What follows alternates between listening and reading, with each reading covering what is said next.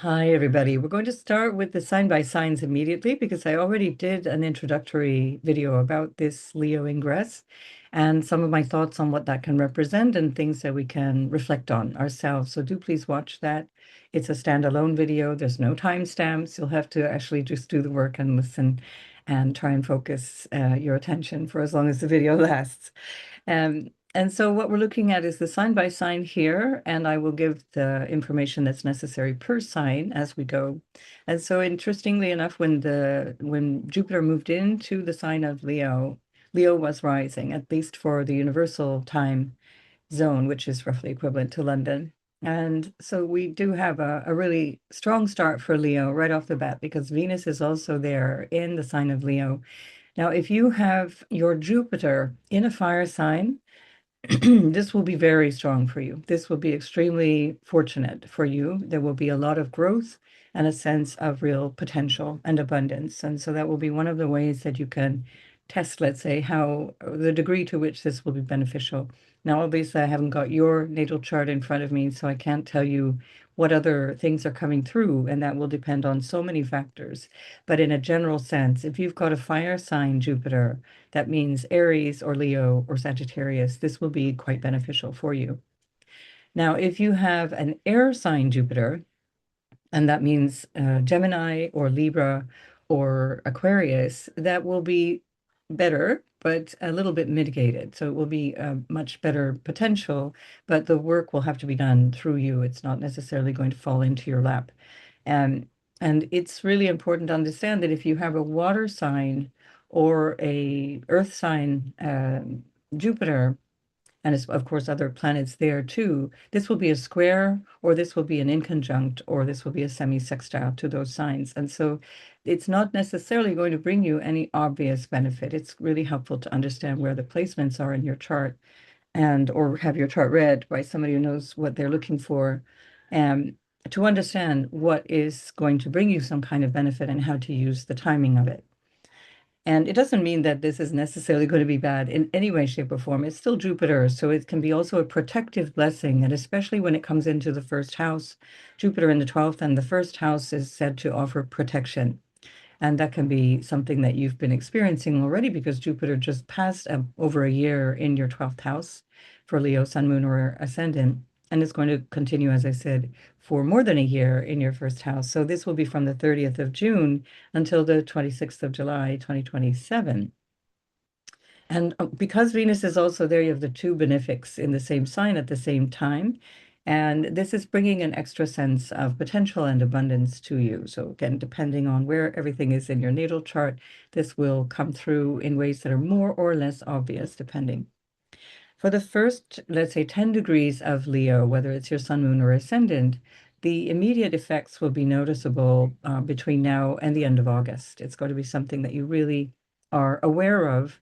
And even towards the end of August and the beginning of September, Jupiter is going to begin a trine with Saturn, which is really quite favorable. It's a great way of planning things. So if you need to plan something, especially if it's with reference to what you feel you're here for, because for you, Saturn is in your ninth house, and that's the house of your vision for your life. It's the house of your vision for what your purpose and meaning is in life. And it can also be more of a spiritual vision as well, where you want to find your sense of direction, we could say, overall in life. That it's like the beacon that drives you forward through everything. And that trine that's coming exact on the 31st of August at 13 degrees of both Leo and Aries is going to be quite a lovely support. And as we go forward through the year, I will bring up these different uh, transits that are coming through in ways that are quite beneficial. But otherwise, I prefer to do things in separate chunks because it becomes too much to look ahead to. This is something I covered in the introductory video. It's really helpful to use what's available to you now and focus in on what you can actually do, how you can actually use this energy in the here and now and going forward in the short term with a vision for your longer term. And this for Leo is much easier now. It's easier than it was for the previous year. It's also really good for relationships with father figures or teacher figures or becoming a father or becoming a teacher, having that kind of role or taking on the role of counselor, mentor, etc. This is something that you might find incredibly inspiring at this time. And also, right off the bat, as Jupiter enters into your sign, it starts to oppose Pluto and trine Neptune, which is Pluto in the opposite sign of Aquarius, where it's been for a long time now. You've had 3 years of kind of practicing this feeling of Pluto being opposing you. And then also the Neptune in Aries, which is your fire sign friend, that is supporting you in a way that can be incredibly inspiring. And this is the beginning of the transit. So this you will feel very strongly throughout July.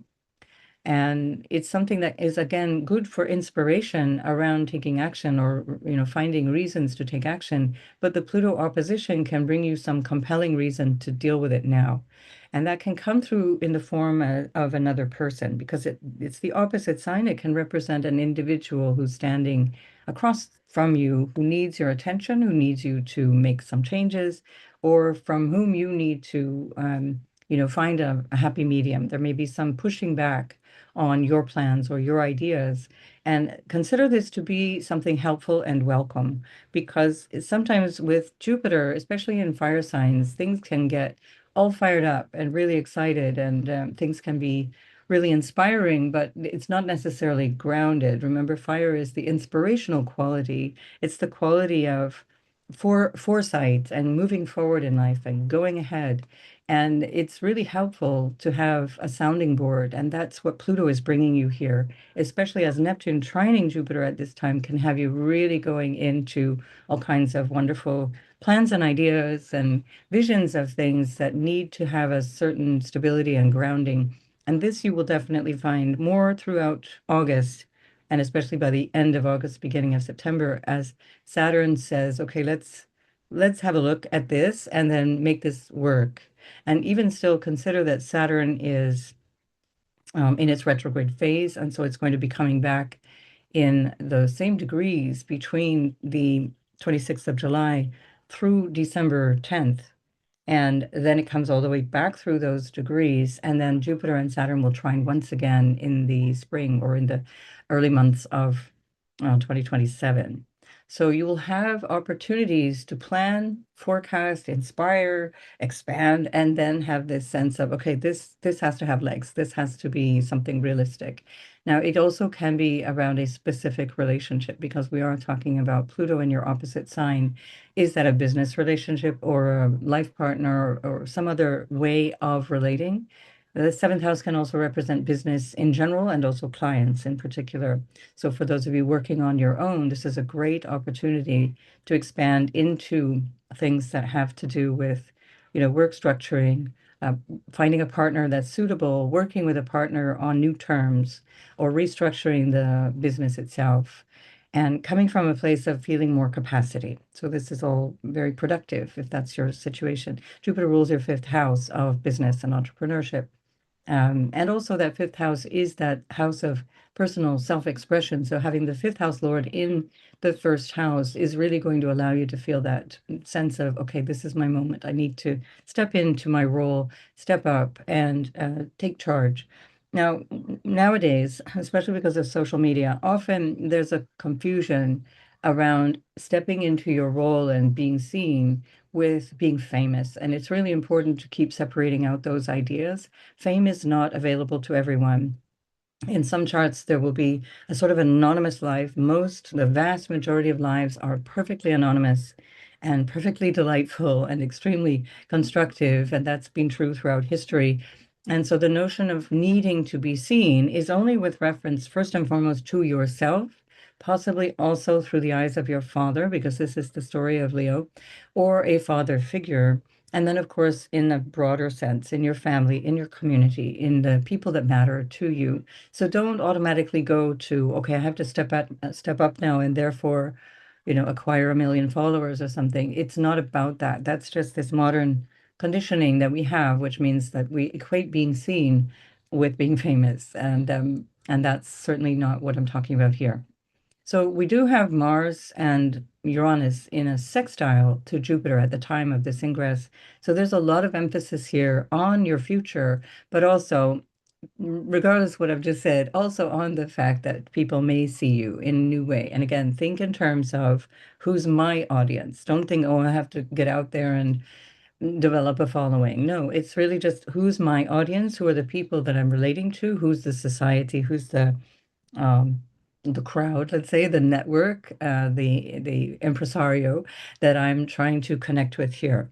And you are finding with Mars ruling that ninth house, a lot of energy going in from the inspiration of what you're here for into that house of your future, into that house of how you network and create things with other people.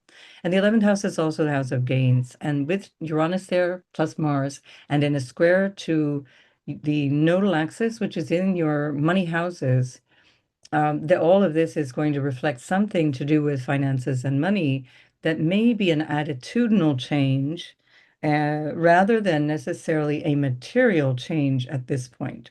All right, so it's not necessarily because this is all happening that then all of a sudden you're going to increase your income or that more is coming your way. It may be true in some cases, and that would, of course, depend on you guessed it, your natal chart. And so here what we're looking at is the potential for you to see your vision for the future and yourself and your role in it and your role in the collective, as well as your role in terms of how you generate abundance or how you generate enough for you to thrive. And that will come through an attitude. So notice that in some cases, this may have something to do with elder siblings or uncles. In some cases, this may have to do with friends and acquaintances and how you connect. In some cases, it's more about the body politic and how you interact with society in a general sense. And this is going to be sustained because Uranus will be there for a long time. And I've done many other videos around this with Uranus being the highlight of that video, and you can see more about that. But with Jupiter going through your first sign in the mid-months of 2026, you're already going to feel that sense of growth and expansion.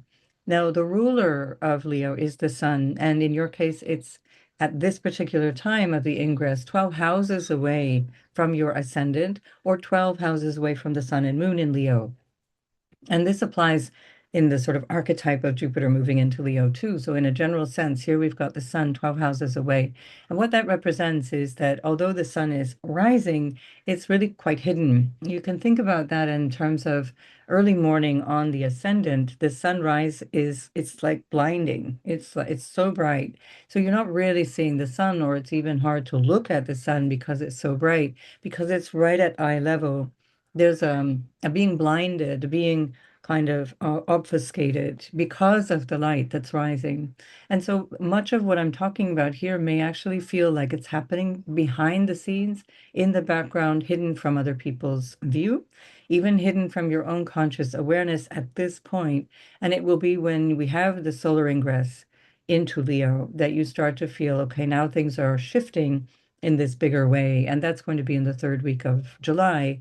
And then by the 29th of July, which corresponds to actually an Aquarius full moon, so the sun in your sign and the moon in the sign of Aquarius, there's going to be a real emphasis on the sun sort of re-energizing Jupiter, except that on that particular day, it can be quite a challenge because you're still going to have the opposition from now the sun and Jupiter on one side to Pluto and the moon on the other side. So again, what I'm saying here about the ingress and this opposition, which is very much the midpoint of July, the Pluto Jupiter Pluto opposition, it it can feel like a lot. It can actually feel like, okay, I want all these things, I want all of this happening, but there's so much that feels like it's coming at me from either the other person in my life or other people in my life, or a sense of where I need to put myself more forward in my life, or how I need to calibrate my internal source of power, my capacity to navigate what feels like power struggles with other people. This will all come to a head by the end of July. And that's especially true if you have, I'm really going to give this the first sort of 8 degrees of Leo, because I think since it's building to that point already, it's really the month of July. And if you're in the first 8 degrees of Leo, sun, moon, or ascendant, this will be noticeable to you. And also all the more so if you're closer to sort of the 4 to 6 degree point. And this, by the way, is something that is a degree point that will be influenced all the way through 2027 as well. So just notice that this is a progression, things that are really kicking off now, and you're progressing in this new direction as you go forward into 2027 in almost like a continuum. It's just that it's coming really fast and furious off the top of the Jupiter ingress. Right off the bat as well, Jupiter is squaring Chiron, or rather, Chiron, I guess, is squaring Jupiter. I guess Jupiter is the faster moving planet, so it's Jupiter squaring Chiron. And that's from your 10th house of your career and also representing parents and your authority figures in your life. And there may be something here about either stepping into that role that feels a little bit like edgy, or it can feel a little bit, you may feel insecure around that. How do I embrace that role? Who am I yet to embrace that role? What will people say when I try to embrace that role? How will I be seen? Leo does have that sense of needing to be seen in a positive light, and it can be incredibly damaging to the self-image and the self-esteem when there's any criticism or feedback that is unappreciated.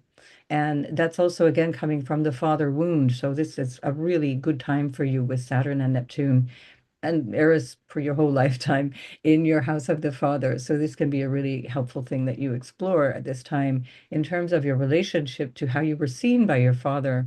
The influence of the father gives us our identity, and this is especially true for Leo.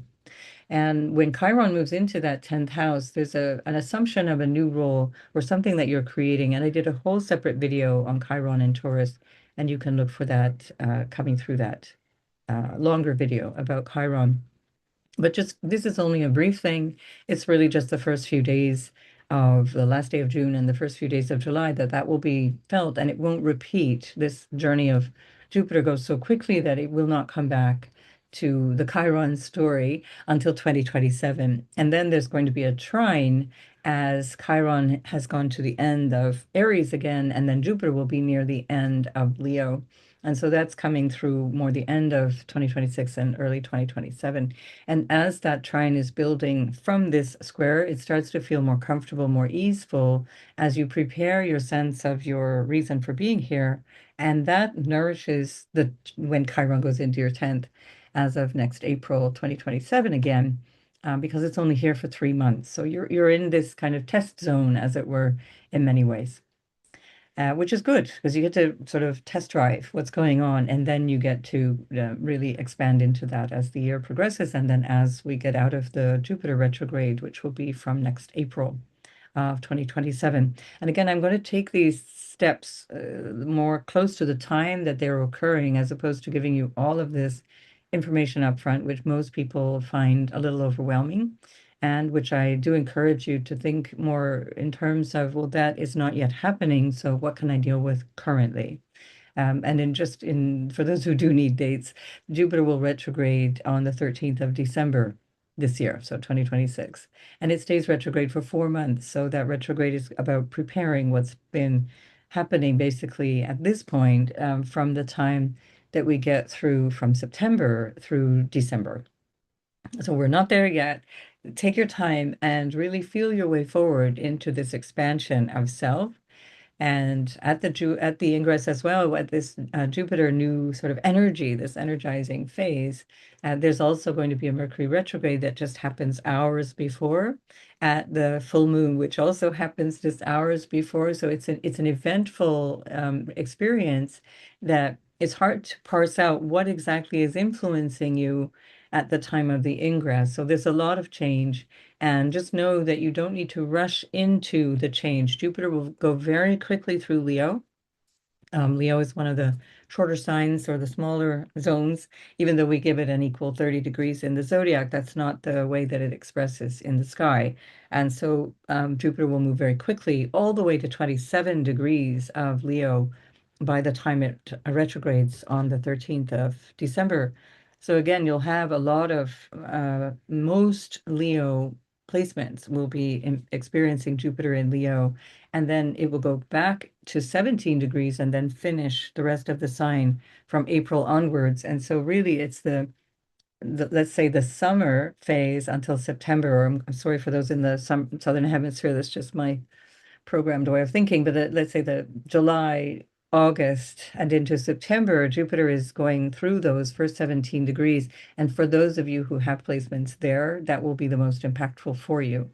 And you will get that lovely trine from Saturn as well, baked into your degree points around, let's say, 11 to 14 degrees.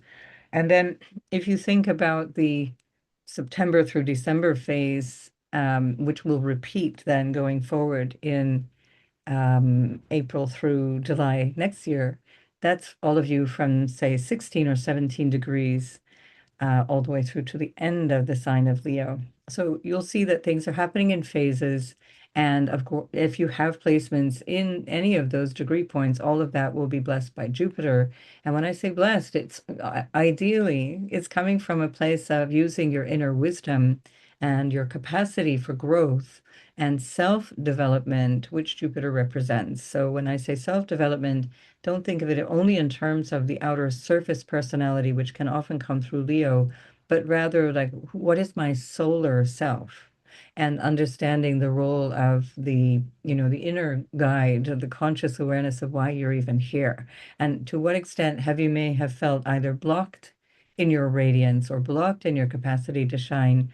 And to what extent is that happening through you, through the way that you have integrated or internalize some kind of messaging that you got, particularly through a solar figure like your father, or just through the hard knocks of life.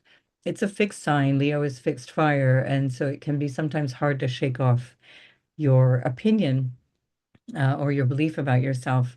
But this would be a year to really invest in that. Invest in changing your attitude towards yourself while Jupiter is there. Also, you're going to have Mars retrograding back and forth from your first to your second house, and that I'll do a separate video about that.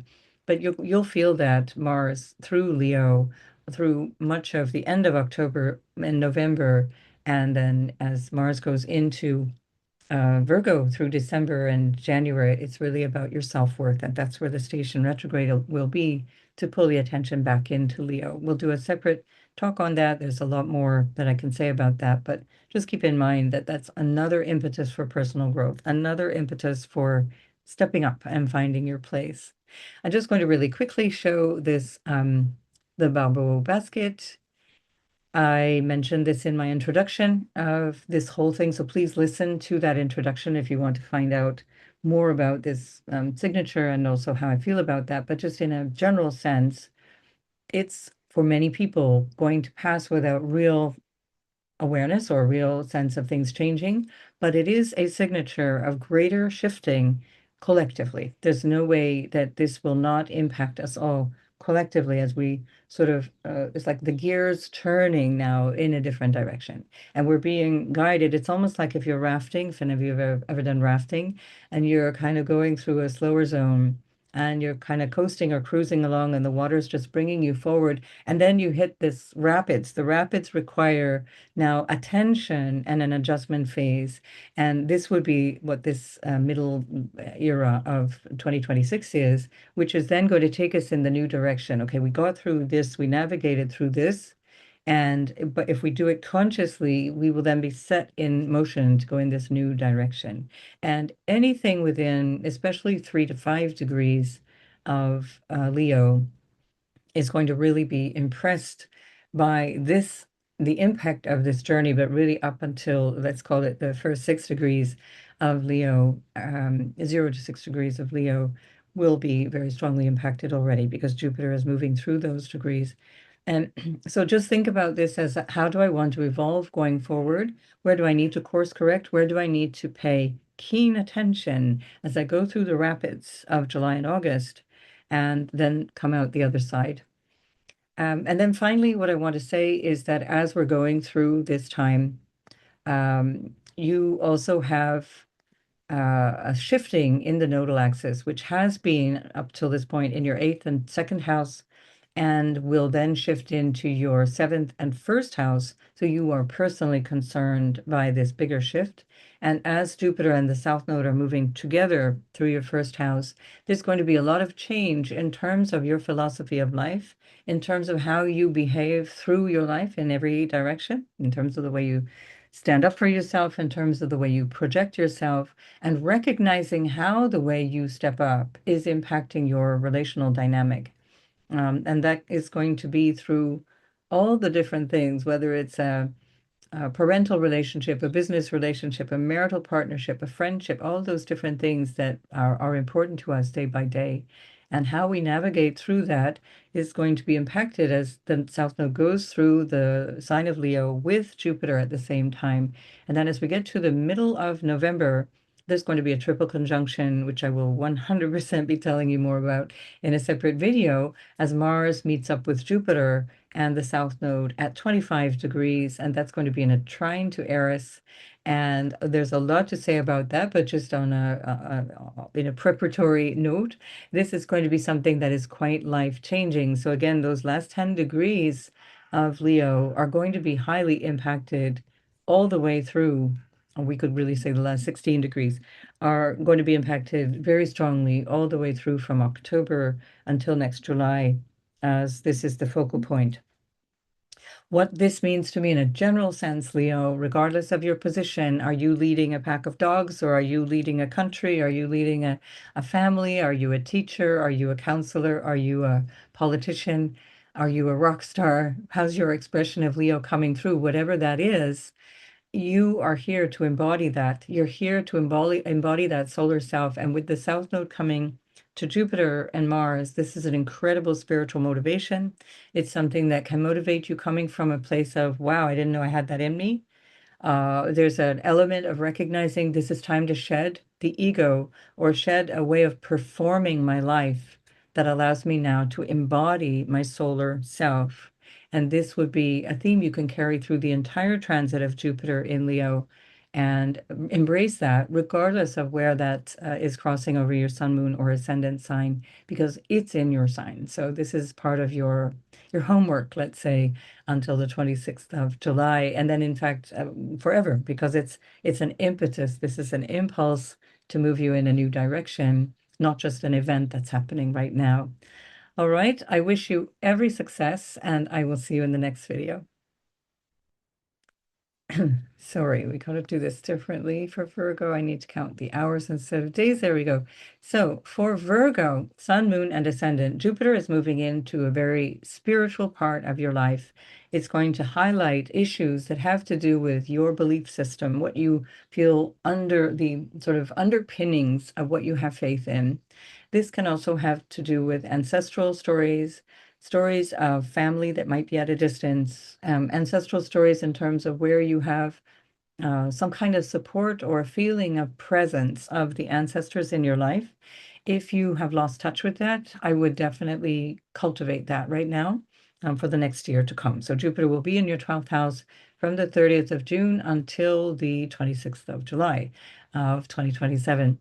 And this is going to be something that you can really work with, because Jupiter in the 12th house can bring you deep, deep faith, deep inspiration. Now, on a human level, on a level of what's going on in my life, Jupiter rules your seventh house of relationships and your fourth house of home. And this can bring some situations where it might be where you're experiencing some need to pull back from a relationship, or you're experiencing a need for a desire for more intimacy in a way that you're at this point maybe not yet receiving, or that you haven't been able to connect with. And especially because Saturn and Neptune are in your house of intimacy and what you share with others, this can feel like a bit of a testing moment for you in those intimate realms, what's going on behind the scenes. The 12th house is bed pleasures. It's like whatever's going on behind closed doors. And so Jupiter is going to bring a lot of awareness around these things. Doesn't mean a lot of hot sex, unfortunately. It may. Bravo to you if that's what it is. It's just going to be a lot on those topics. And which also includes secrets, because the 12th house is everything we're not really clear about, or we're not really seeing. And so again, this may be things that have to do with the relationship, some secrets or a revelation to you that is important, that's coming through a significant a significant turning point in your awareness of things. And also in the meaning that you give to things, in the meaning that you give to your emotions, to your intimate life, to what feels spiritual. So the fourth, the eighth, and the 12th houses are what we call the moksha houses. These are the houses of liberation from the material obsession. It's a liberation from what might be kind of dominating, meaning, am I worried about money? Am I worried about like buying a house? Do I think I need to have this particular certificate or diploma and get that kind of a car, etc.? Are those material things now going to be, and it's an opportunity for you to let go in many ways. Now, you've had this South Node going through your first house for the better part of a year and a half, so since January 11th, 2025, and you've been shedding a lot of what you believed you were or how you operate in life, and having a new engagement in terms of relationships and a consideration for what you need in relationships has been important in this year and a half.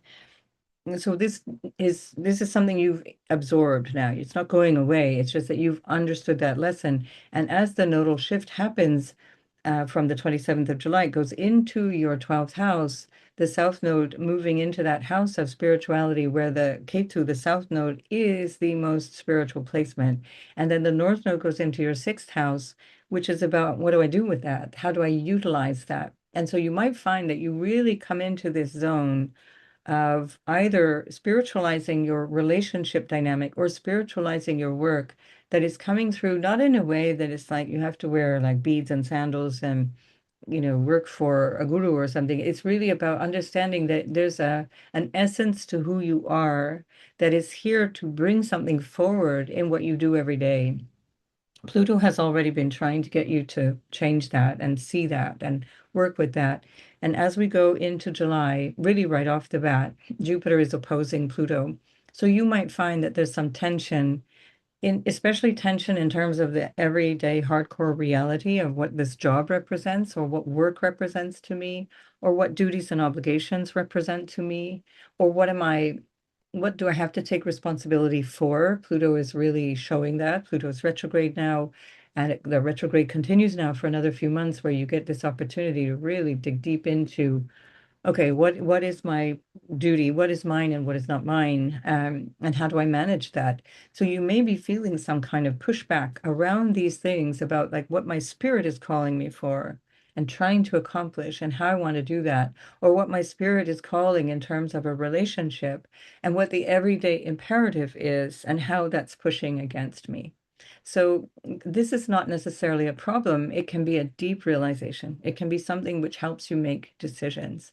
And Chiron has just moved into your 9th house of your vision for your life.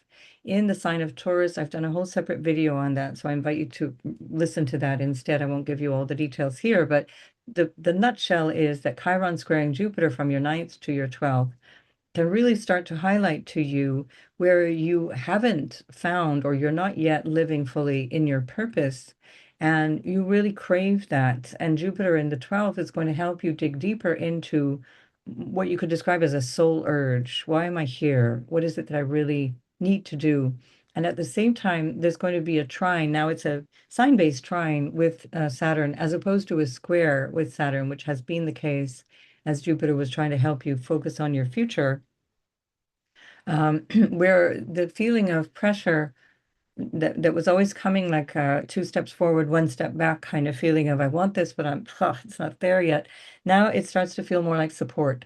And you're starting to get more clear because you're overcoming fear. You're overcoming fears of lack. And this is the journey of Saturn. If you're not quite there, relax, it's okay. It's the journey of Saturn through your 8th house. It's overcoming fears also of what may be pre-programmed in your family situation, in your inherited patterns, overcoming fears of inadequacy in terms of bonding and connecting with other people. Will I ever have the love that I want? Will I ever be able to bond and connect? And the truth is that there's a need for Virgo with Aries on the 8th house. There's a need for Virgo to first bond with themselves, have a strong sense of relationship with themselves, which underpins their capacity to be in an intimate relationship. And this is going to be supported now with Saturn in the 8th and Jupiter in the 12th. There's going to be a lot more of a sense of the inner experience of who you are. And Jupiter, as I said, rules your seventh and fourth houses. So this is going to really be foundational. It's going to set you up like kind of an inner strength, an inner awareness of something bigger and more important. It's like Le Petit Prince, in the Little Prince. He says in this story that everything that is important is invisible. This is your story right now. Everything that is important is invisible, even though simultaneously you've got Mars and Uranus in your 10th house that's thrusting you, perhaps also a bit chaotically or unexpectedly, into a new sense of what your priorities are or your ambitions are, or what your career looks like, or what your parental role looks like, or what your, let's say, role in society is. And it's going to feel pretty wobbly in the beginning of July. It can feel all the way through July and August, like there's just so much coming thick and fast. And every single time that's happening, come back to yourself. Your ruler Mercury is retrograde at the same time. So within a day of Jupiter moving into your 12th house, Mercury retrogrades. It's less than a day. It's like half a day. They're hours apart. And that happened also on the full moon that happened in your 5th house of self-expression. How can I reach out into something that feels meaningful through myself, but it's also romance, children, sports, hobbies. Like, what do I need to enliven my life? What do I need to feel more happiness? How do I express the happiness that I feel? And this is all coming together in a beautiful package for you, where you look deeply at what you want for your future with this Mercury retrograde cycle in your 11th house. What does the future hold? How much do I need to take forward? What am I ready to let go? How do I connect with people socially? Do I need to maybe recalibrate my friendships, either through the individuals that I relate to or to the quality of atmosphere or the dynamic of the purpose behind my friendships? All of this is coming through at the same time. So you're really having an opportunity to dig deep into yourself, coming through the self, not coming through the outer imperatives, coming through yourself and saying, okay, what is fundamentally important to me right now? And how do I want to go forward with this? And as Jupiter is going through the 12th house with Venus, you have a lot of self-awareness. You have a lot of, let's say, good faith support as you do that. And notice that those two planets are coming into your house next. First, Venus, of course, very quickly. She's coming in through July into your 1st house. So lots of sort of a boost in your self-esteem and image as well, and your sociability and your desire for socializing, which may not really be there right now. So that's fine too. But it doesn't matter. It's a time for you to connect on a deeper level. You may also connect from that behind the scenes way. Is it about cultivating a relationship that can't yet be exposed? Or is it about cultivating a connection with people that are a little bit more marginal, a little bit off to the side of society, and in a chosen way, in a deliberate way, as in that sort of monastic way, or working through some kind of a community or some kind of work type situation, which has you working in a dynamic that feels like it's a shared purpose, but not necessarily noticed, right? And so this is also something that can come through for many people. If there's any kind of issue around a relationship that is either past its sell-by date, or it's unethical, or in one level or another, you're lying to yourself or you're lying to somebody else about the relationship, this will be cleaned up, and it better be cleaned up from your side first, or it can become problematic in your life. So this is something to notice at this time. Where am I able to live with myself in what I'm doing? And that includes relationships as well as the work that you're doing. So make the most of this. I will be back with more as we go for all these different transits that are coming through. And you'll see in previous videos where I've also covered a lot of these things for you. And I wish you all the best. And so for Libra, Sun, Moon, and Ascendant, you're having this lovely transit now of Jupiter in your 11th house. This happens to be the house of the joy of Jupiter, and it's sextiling you as an air sign, so fire to Aries. It's quite a supportive energy, sextiling you, or in the opposition, showing you what's what. So Now Jupiter is in a trine to Saturn, which is opposing you, and this will give you a lot more of a sense of potential going forward. You're clearing out your relationship sector, really getting clear who's in and who's out of your life, and to what extent you want to work with that, and to what extent you can give or receive in relationships, and is that useful? Is that balanced? Is that fair? And that comes from both parties, both sides, because we're talking about Saturn in the house of the other for you. So it's also about you creating good, solid barriers that will support this growth for the future. So Saturn is about the long haul. Whoever is coming through your life and how you relate to that person, how you relate to, let's call it people in general, including business people, intimate people, all those different relationships.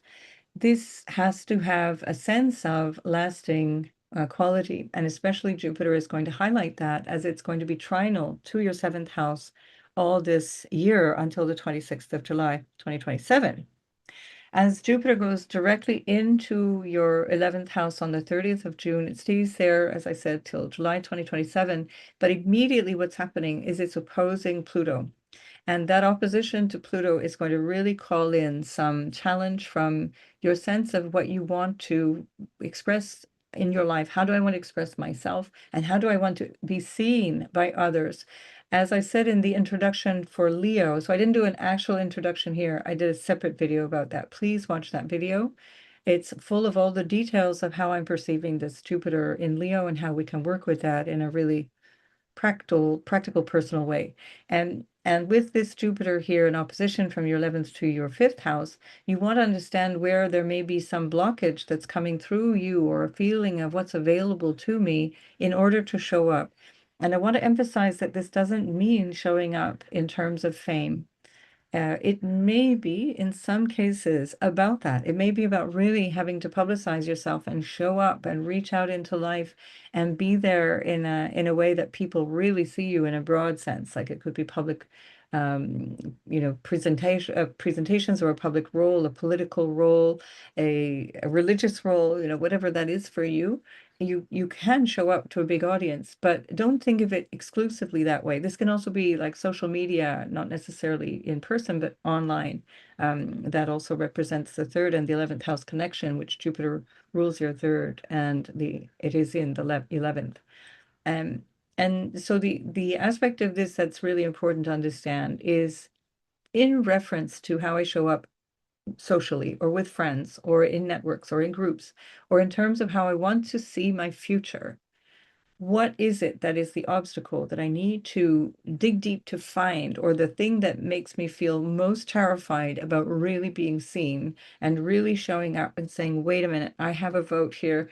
I have something I need to bring forward. I have something really important that I want to bring through. And that's that Pluto message to all Libra, Sun, Moon, and Ascendant. For 20 years of that Pluto transit going through Aquarius, we've got about 17 more years of that. And it's really helpful to see things that way.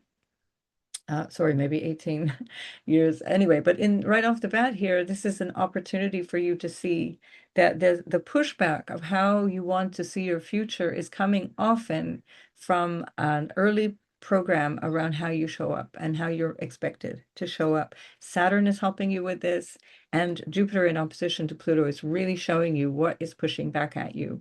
It may be something to do with children.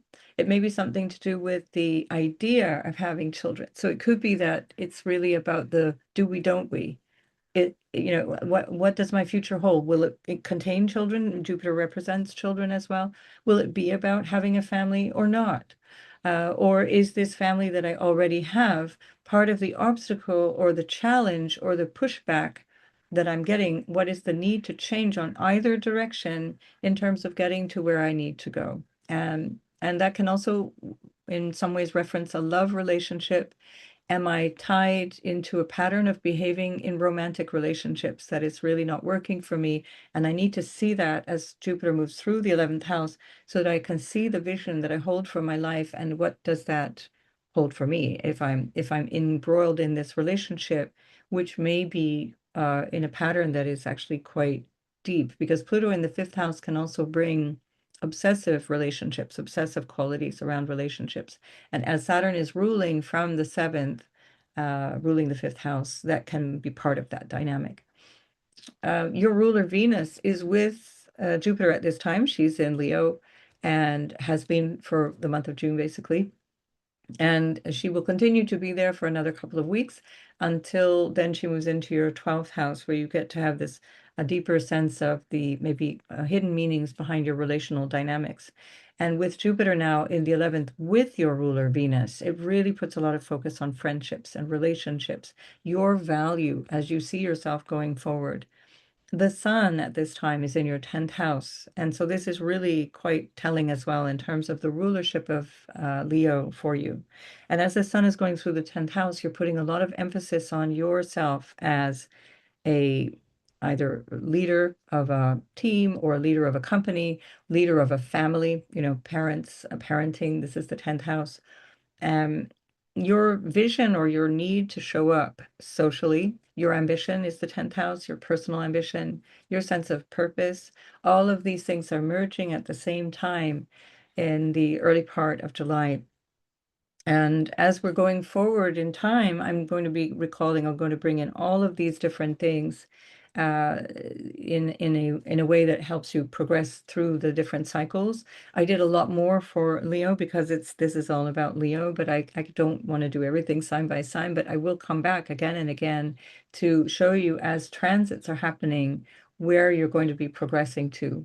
But let's say if you have the first 10 degrees for sure, um, even let's say the first 16, 17 degrees of Libra, between now and September, you're really going to be feeling the impact of this dynamic on this journey through relational dynamics and your vision for your future. This can involve gains from the work that you do, gains from if you are a business owner or if you're thinking of starting a business, this can involve part of that as well. There can be something about how you earn where's the money coming from? The 11th house where we find Jupiter and Venus, it's really helpful. The 11th house is with Jupiter in the 11th is like having a benefactor.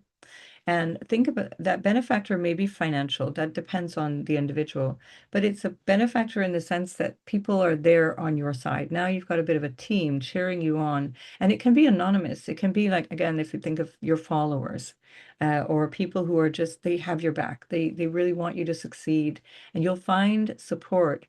The trick here, Libra, is to learn how to ask for support because you don't. You tend to say, okay, I have to be here for other people. They need me. The other people need me. And with Saturn in your seventh and Jupiter in your 11th, the whole point is to, at this particular time, really understand this lesson. This is a life lesson. Where do I need to ask for help? Where do I need to ask for more from my relationships? And recognize that I'm the one filling the gap. And therefore, people can't step in because I'm filling that gap. Where can I pull back and allow people to step in? This is your big time to learn that lesson. The North Node is still in your sixth house, which is about obligation and duty and all of those things. And there you can recognize about the next, let's say, months, 27 days from the ingress of Leo, where you want to modify your attitude to obligations and duties before the North Node goes into your sixth house and brings you more attention on what brings you joy, what brings you a sense of fun and delight and creativity, and expands your life in a self-expressed way. And the South Node goes into your 11th house. And what this can also do is show you again where the vision that you're holding needs to come from a much more spiritual place. It may be about shedding relationships or shedding an organization or shedding some kind of friends network or the way that you hang out with people, the way that you allow yourself to get sort of swallowed up by acquaintances that actually takes you off your path. And with Jupiter there, and then in mid-November, Jupiter, Mars, and the South Node meeting there at 25 degrees, that is going to be an opportunity for you to course correct and realize, no, my path is being kind of let's say, muddled up because of other people that I'm putting in front of my needs. You have at the moment of the ingress also Mars and Uranus in your ninth house of your vision for your life. And that's quite significant because it's squaring the nodal axis. Mars and Uranus coming together are trinal to you. And by the 4th of July, anything that you have between, let's say I'm going to give it 0 to 6 degrees, is going to be lit up in a way that makes you really pay attention because it's creating a grand air trine with Pluto, and that's really the theme of July. So this is a really significant thing. I'm going to come back and do a separate video on this bigger configuration known as the barbell basket, but July is going to be deeply impactful for you because it's trinal to you in so many ways, going to be showing you all kinds of new ways to be you and be more of you, Libra. So I'll leave it at that, and I will see you in the next video. Oh, and I forgot to mention the Mercury retrograde for you, 10th house Mercury retrograde. Later in the year, you're going to have a second house Mercury retrograde, focusing on your value and money and investments and property, movable property in the second house. And with Mercury now in the 10th, a lot of that is about your focus on either career or your marital status or your personal ambition or the sense of what you are perceived as or what legacy you want to leave in your 10th house. And this is the 3-week, 24-day journey of this particular Mercury retrograde. And that's the essence, that's the bulk of July. So July is going to be a real turning point, and the more that you can keep that sort of longer vision for yourself in your mind as you make minor adjustments, as you keep readjusting your behavior going forward, you will really get the benefit because a lot of your energy is upward and outward now, out into the world. Take yourself out of the basement, come out of your shell, come out of the closet, come out of the kitchen, whatever the thing was, and see yourself really moving out into the world in this new way with a vision for yourself. This is why I'm here, and this is what I can bring forward. So thank you for being here, Libra. I will see you in the next video. So for Scorpio, Sun, Moon, and Ascendant, we have your ruler Mars in the 8th house with Uranus, and that's in a square to the nodal axis that's coming through your 11th house and 5th house, where it's been since January 2025. So this is a kind of a jolt in terms of how you are intimately with other people, what you share with another person. This can bring things to a head in a way that can potentially lead to conflict or challenge in your relationship sector, in the intimacy or in how you are receiving from a partner, and recognizing that you might need to reestablish a new balance around what you receive from a partner. There may be a sudden shock or a desire to make some change in terms of how you share resources, how you share intimacy, how you reveal things to each other. There may be secrets revealed. This is part of the 8th house where your ruler is. And and at the same time that all of this is happening, you have Jupiter at the top of your chart. So uppermost in your mind right now is your sense of social status, how this might impinge on or affect your social status. That social status can include like marital status, how people see you, the way people see your role out in the world. Venus is also there, so there's a lot of beneficence there. People are potentially seeing you in a very positive light at this time, but it also comes through you in terms of how you want all of that to be seen. And think about that in terms of your ambitions for life as well. When I say ambition, it's not always career ambition. It's like, what do I want to accomplish in this lifetime? And if that accomplishment for you represents a clean house, that's fine. It just means clarifying and focusing and developing that ambition for yourself over the next year and a bit that Jupiter is there in your 10th. So that's from the 30th of June until the 26th of July of 2027. So you've got this big, expansive journey of how you reach out into life, how you reach out into the world. And it's because you've got this Mars Uranus conjunction there in your 8th house, there may be something that modifies this in some way. This can come a little bit out of the blue. This can come as something that really surprises or shocks you, or that it's coming through like something that happens to somebody. It could come through something in the lines of like what is coming from an intimate secret or even a psychological awareness of something that is family secrets that can be, in your own mind, in your own awareness or memories of the past. Hang on, the 8th house is the house of crisis, and there's a little alarm going off right now. So Scorpio, I'm just going to go. and see if there's any crisis that needs attending to. Hang on. I think it stopped, so we're going to ignore it. All good. As long as my dog isn't reacting, so I think that's all good. Might be some appliance going off, who knows? Um, anyway, so point being, eighth house is the house of crisis. And so you've got Uranus and Mars in the house of crisis. Now, remember, Mars is your ruler, and you've got Mars ruling the sixth house. You are here for crisis, meaning that you're up for it. You cope, you manage, you thrive, in fact, on crisis, and often, in fact, unconsciously you create a lot of crisis just to be able to keep that energy of, look, I'm here, the hero has arrived, the firefighter is there. And so notice that this can also be something that is created through you, not happening to you. Often that's the case. It's something that is like what we're unconsciously afraid of may be coming true. Like we're realizing as a self-fulfilling prophecy our worst hopes or expectations for some situation. And because of the nodal axis square, there's something that needs to take shape here, and it's in the house of your self-expression, the North Node.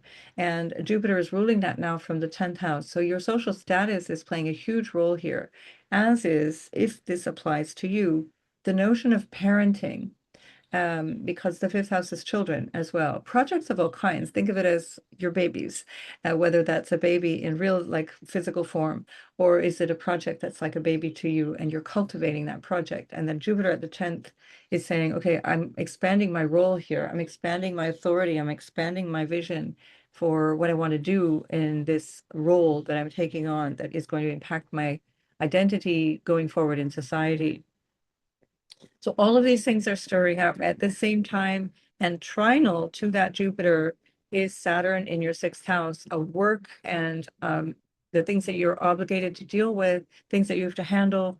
There can be, with Saturn, the notion of endings and separations around tasks and roles that you have. This is very Saturnian in the sixth house, where you're like, I'm done, moving on. That's the Jupiter now moving into the 10th house that says, I need a new project. I need something new. And then by the 27th of July, the nodal axis shifts into your, the south node shifts into your 10th house, and the north node shifts into your fourth house, where the old vision for yourself and the thing that was driving you, it just doesn't cut it any longer. It's not that anymore.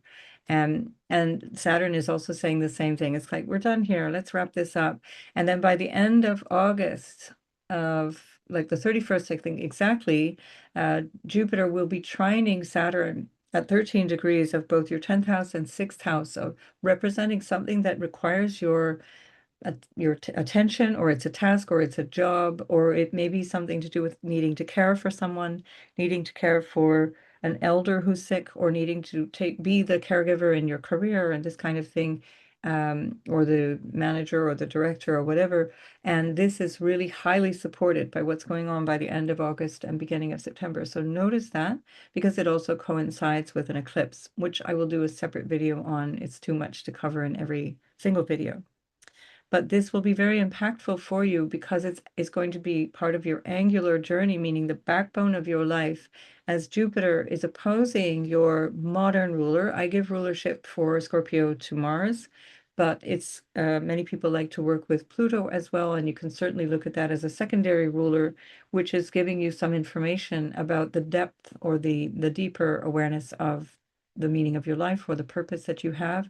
And especially at the foundation of your chart, the root of your chart, being opposed by Jupiter at the top of your chart, it really is kind of like, okay, now what? Like all this change, all this thing feels like it's coming to an end in almost like a brutal way. It may, and I don't mean brutal in terms of violent, but like sudden, and it's just like so in your face at this time. It's like, wow, okay, so now what? Where do we go from here? And a part of this you'll hear from the full moon video that I already did. So you can watch that for the Capricorn full moon, which talks a little bit more about this, with the moon in your third house, in the house of its joy, the sun in the ninth house, in the house of its joy, and giving you some illumination around what next. And the moon is showing you this way, that what's the choice? What's the thing I do next? It's ruled by Saturn in your sixth house, which in turn is ruled by your ruler in the eighth house. It's about recognizing your new role here, your new responsibility, how you take care of your health. This is urgent. This is important for some of you. And it doesn't mean that there's going to be necessarily a health event, but a lot of these things lining up will indicate that the way you are living your life is impinging on your health. And this is important to notice. Equally, you've got Jupiter in a square to Chiron in your seventh, and this is the beginning of a journey of recognizing that there's going to be some painful realizations around relationship for you that are coming back through your own, let's say, challenge around your value and self-worth to others, or how people value you. Maybe you are one of these Scorpios who feel like people are using you in some way, Scorpio, and with the opposite sign, Taurus, in the relational dynamic, there are trust issues. This is something you're born with, especially if you're Scorpio rising, but Scorpio as a theme, Scorpio sun and moon, this will be the issue, trust issues in relationship. And part of it is putting people through tests, constantly testing to find, can I trust this person? And that Chiron in the seventh is going to show you part of this dynamic of how you're really being thrown back on yourself and recognizing where it's your own insecurity that is producing this kind of distancing from other people that is causing potential friction, which, as I said, will emerge through relationships or emerge at least through unconscious fears around that stuff. Now, look back in the past, your ruler is there in the eighth house of what you've inherited from others, especially your family, or what you're receiving from relationship. Dig deep and understand what needs to change because it's coming through you. Don't wait for outer change. The change that is necessary is partly attitudinal for you. It's an emotional attitude. The eighth house is one of the sort of emotion houses, let's say, and you're with Gemini, your emotions can be pretty cold and calculating in terms of, how you reach out to people. This is what part of what gives Scorpio its scorpionic nature, is that the air houses are in the areas of emotion and the feeling nature. And and so you can distance yourself from feelings, even though your feelings are pretty deep themselves. And this is something to examine right now because that itself can also be the obstacle to you feeling well at this time. And Jupiter is asking you to thrive. It's asking you to really step into a new vision for your life in terms of your personal ambitions, maybe also the role that you're assuming or you want to assume in some kind of leadership capacity, and again, or in a parenting capacity. And there may be some pushback here from either habits from the lineage or baggage from your family, baggage from emotional stuff from childhood, connecting in ways that might be challenging around your mother, or again, the parental dynamic and what that represents for you. And the search for happiness is part of the foundation of this. What do I need to feel secure and happy? And Jupiter is showing you you need to bring more of your true self through in a joyful, heart-centered way. And that will be the theme for you for over a year to come. So I wish you well, Scorpio, and I hope this is a great transit for you. And I'll see you in the next video. Sagittarius, Jupiter is your ruler and now is in a trine to your sign, and this is marvelous. Having Jupiter in the ninth house, ruling the first house, is a real potential for massive growth, spiritual insight, personal blessings, and a sense of real capacity growing after a couple of really challenging years. It's not been an easy time. Sagittarius has taken a lot of hits in many ways over the last 3-4 years.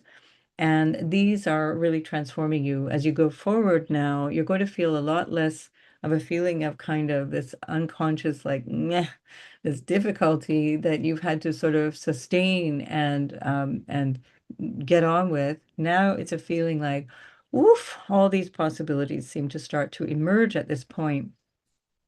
Now, right off the bat, Jupiter is starting to, your ruler, Jupiter, is starting to oppose Pluto.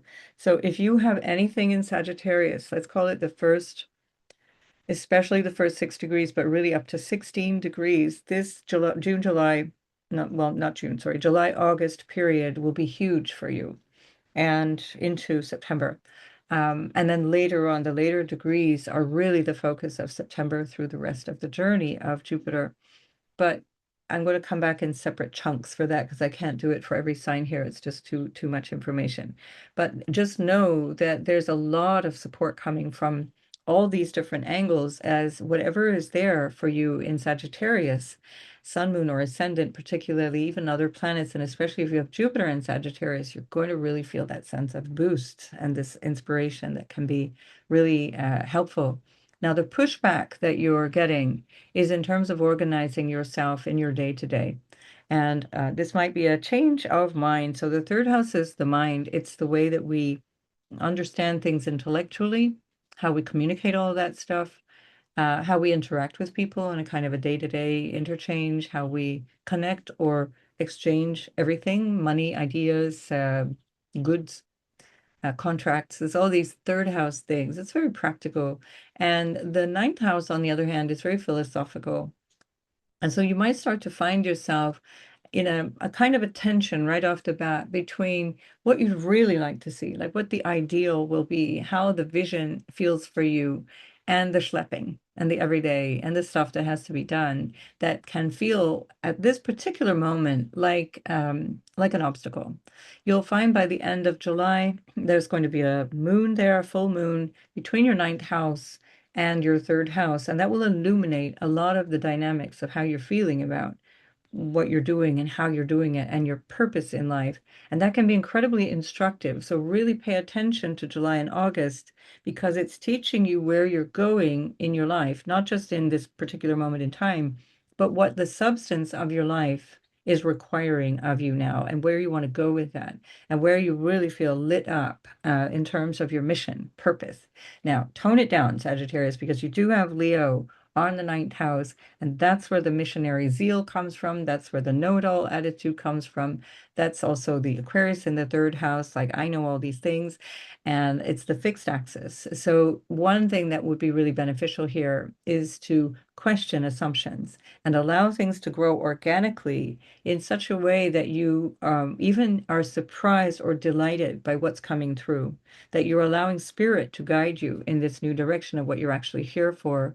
Saturn in your fifth house can feel like a bit of a drag on your self-expression, but what it's really doing, and especially by the end of August and beginning of September, when it's trinal to Jupiter, and that will repeat, by the way, creating this grand fire trine in April of 2027, I think it is, and that will be something that you can really work with because Saturn is saying, really look at what you can bring to the table. Really look at how you express yourself. Really look at how you use your personal, your self-expression in the most literal way, with Aries there on the fifth house. What is it that you want to create? This is the question of 2026 and into 2027 for all of Sagittarians, regardless of Sun, Moon, or Ascendant. What do I want to create from this place? And knowing that, you can really start to work with this energy because now Jupiter is saying, okay, I have a vision now. My vision was clouded by looking inwards. For the last year, it was all about, oh my God, like the family and the dross and the marriage and the money stuff and taxes and all this other stuff. Now the vision is, wait a minute, I've got stuff I want to do. I have things I believe in. I have a guiding ethos. I have a guiding light and something that is taking me forward. And right off the bat, you have Jupiter in a trine to Neptune, which has been trinal to you since mid 2025, back and forth. And then the Neptune trine to Jupiter right off the bat is also part of this bigger configuration, which I'll do a separate video on, which gives you a lot of restructuring potential. But you're personally going to benefit from a lot of this because there's a favor here. Jupiter from the ninth house to the first house that it rules. This is known as real bhagya. This is good fortune. This is luck. This is like, thank God, after all this time, I dug deep and now I see what this is all bringing to the table. What does this mean for me?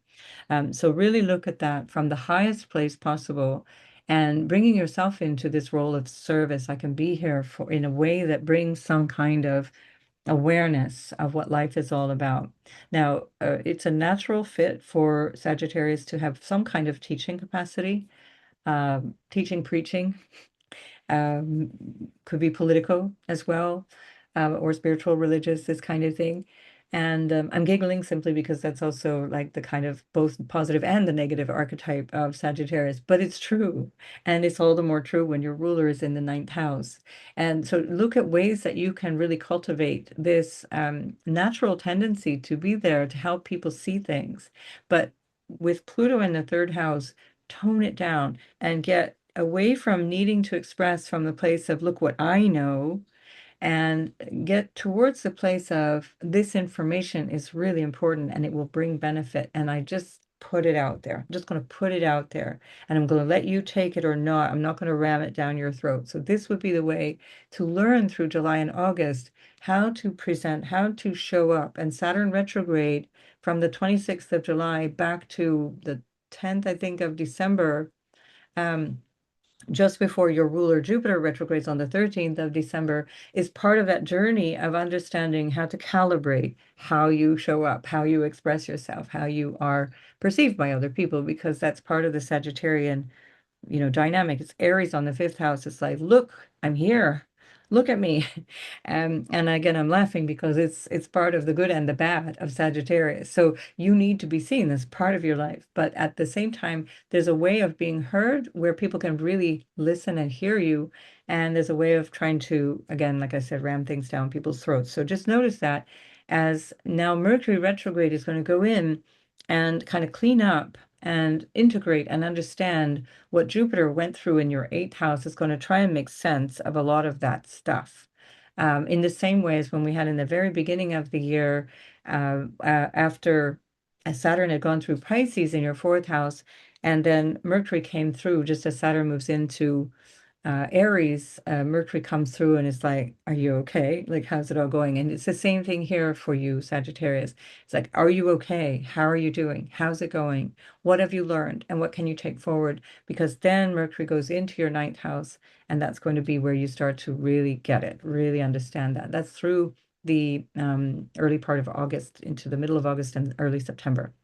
And and so that this is the journey now through July of Mercury retrograding, through digging deep through all those different areas of life that are calling you.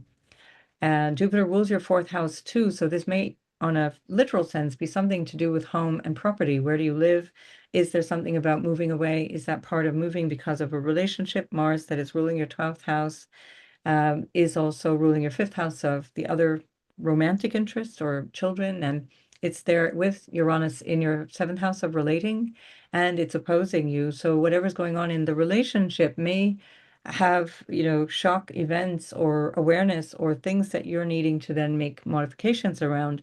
And as the nodal axis is there in the 10th and fourth house, this is still representing, until the 27th of July, it's still representing something that is founded in terms of either your social status, like marital status or relational status, or your career status, and a change that may have you thinking, now it's time to move. I need to move in a big sense, like moving countries, moving away, moving to a better place, moving because of a relationship dynamic, because of a work dynamic, etc.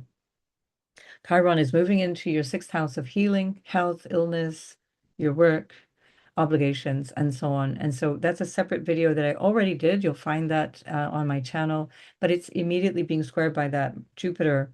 So there's something about your vision and purpose that may not yet be clear to you in terms of how you express that in your everyday, and also your overall well-being, mental, physical health, psychological health, emotional health, is part of that journey to understand, okay, I get it now. There's something that I'm doing that is actually costing me my soul. And this particular transit can really highlight that. And then it's going to come back later on, towards the end of this year and into 2027. It's going to come back as a trine when Chiron is back in your fifth house and Jupiter's at the end of your ninth house. So that will be more like kind of December, January, where you'll realize something. And then when that comes forward, it will help you to bring that out into your everyday. How do I work with this? How do I heal from this? Or how do I become a source of healing through what I've realized about all of this and my role in my life, coming from a vision of purpose and meaning that I didn't really embody before.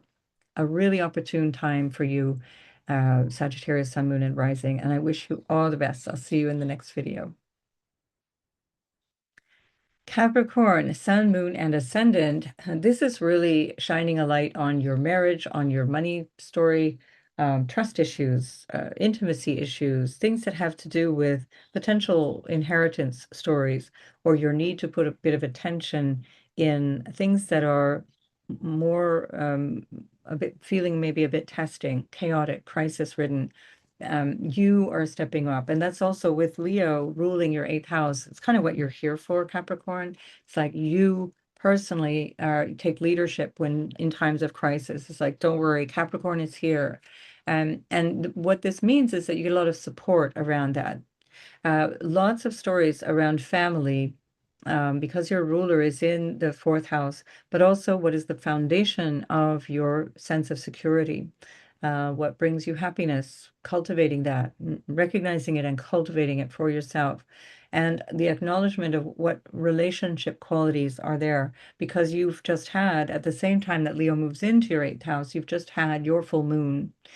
Do please watch that video that I've done of the full moon in Capricorn. And I did a separate video on an introduction in a general sense around Leo going in, Jupiter going into Leo. And you'll get more information about that because it's a much more philosophical way of looking at this whole transit than perhaps you're getting elsewhere. And here, with this dynamic of relationships already being really highlighted at the time of this lunation, and then the intimacy or what you share through relationships being the focus now of Jupiter going into the eighth. It could be about investment or other people's money and income, what you're receiving through partnership or marriage, including, of course, the emotional and sexual exchanges, all those different dynamics. It's all there. Um, a huge focus right now, but the money axis is really the big story aligned with the family story. So there's something here that is requiring your big input, your big attention in a way that needs you to acknowledge what it is that's changing in terms of your value, your self-worth, your own values, money issues, where there may be pushback around money, finances, whether that's coming from your side or the other side. Pluto in your second is being opposed by Jupiter in the eighth. So money stories will be a configuration at this time and right up until, well, particularly now through July. But the story lingers by sign opposition until Jupiter leaves your eighth house, Leo, on the 26th of July 2027. Um, and so that story is pertinent, even although it's coming to a head immediately.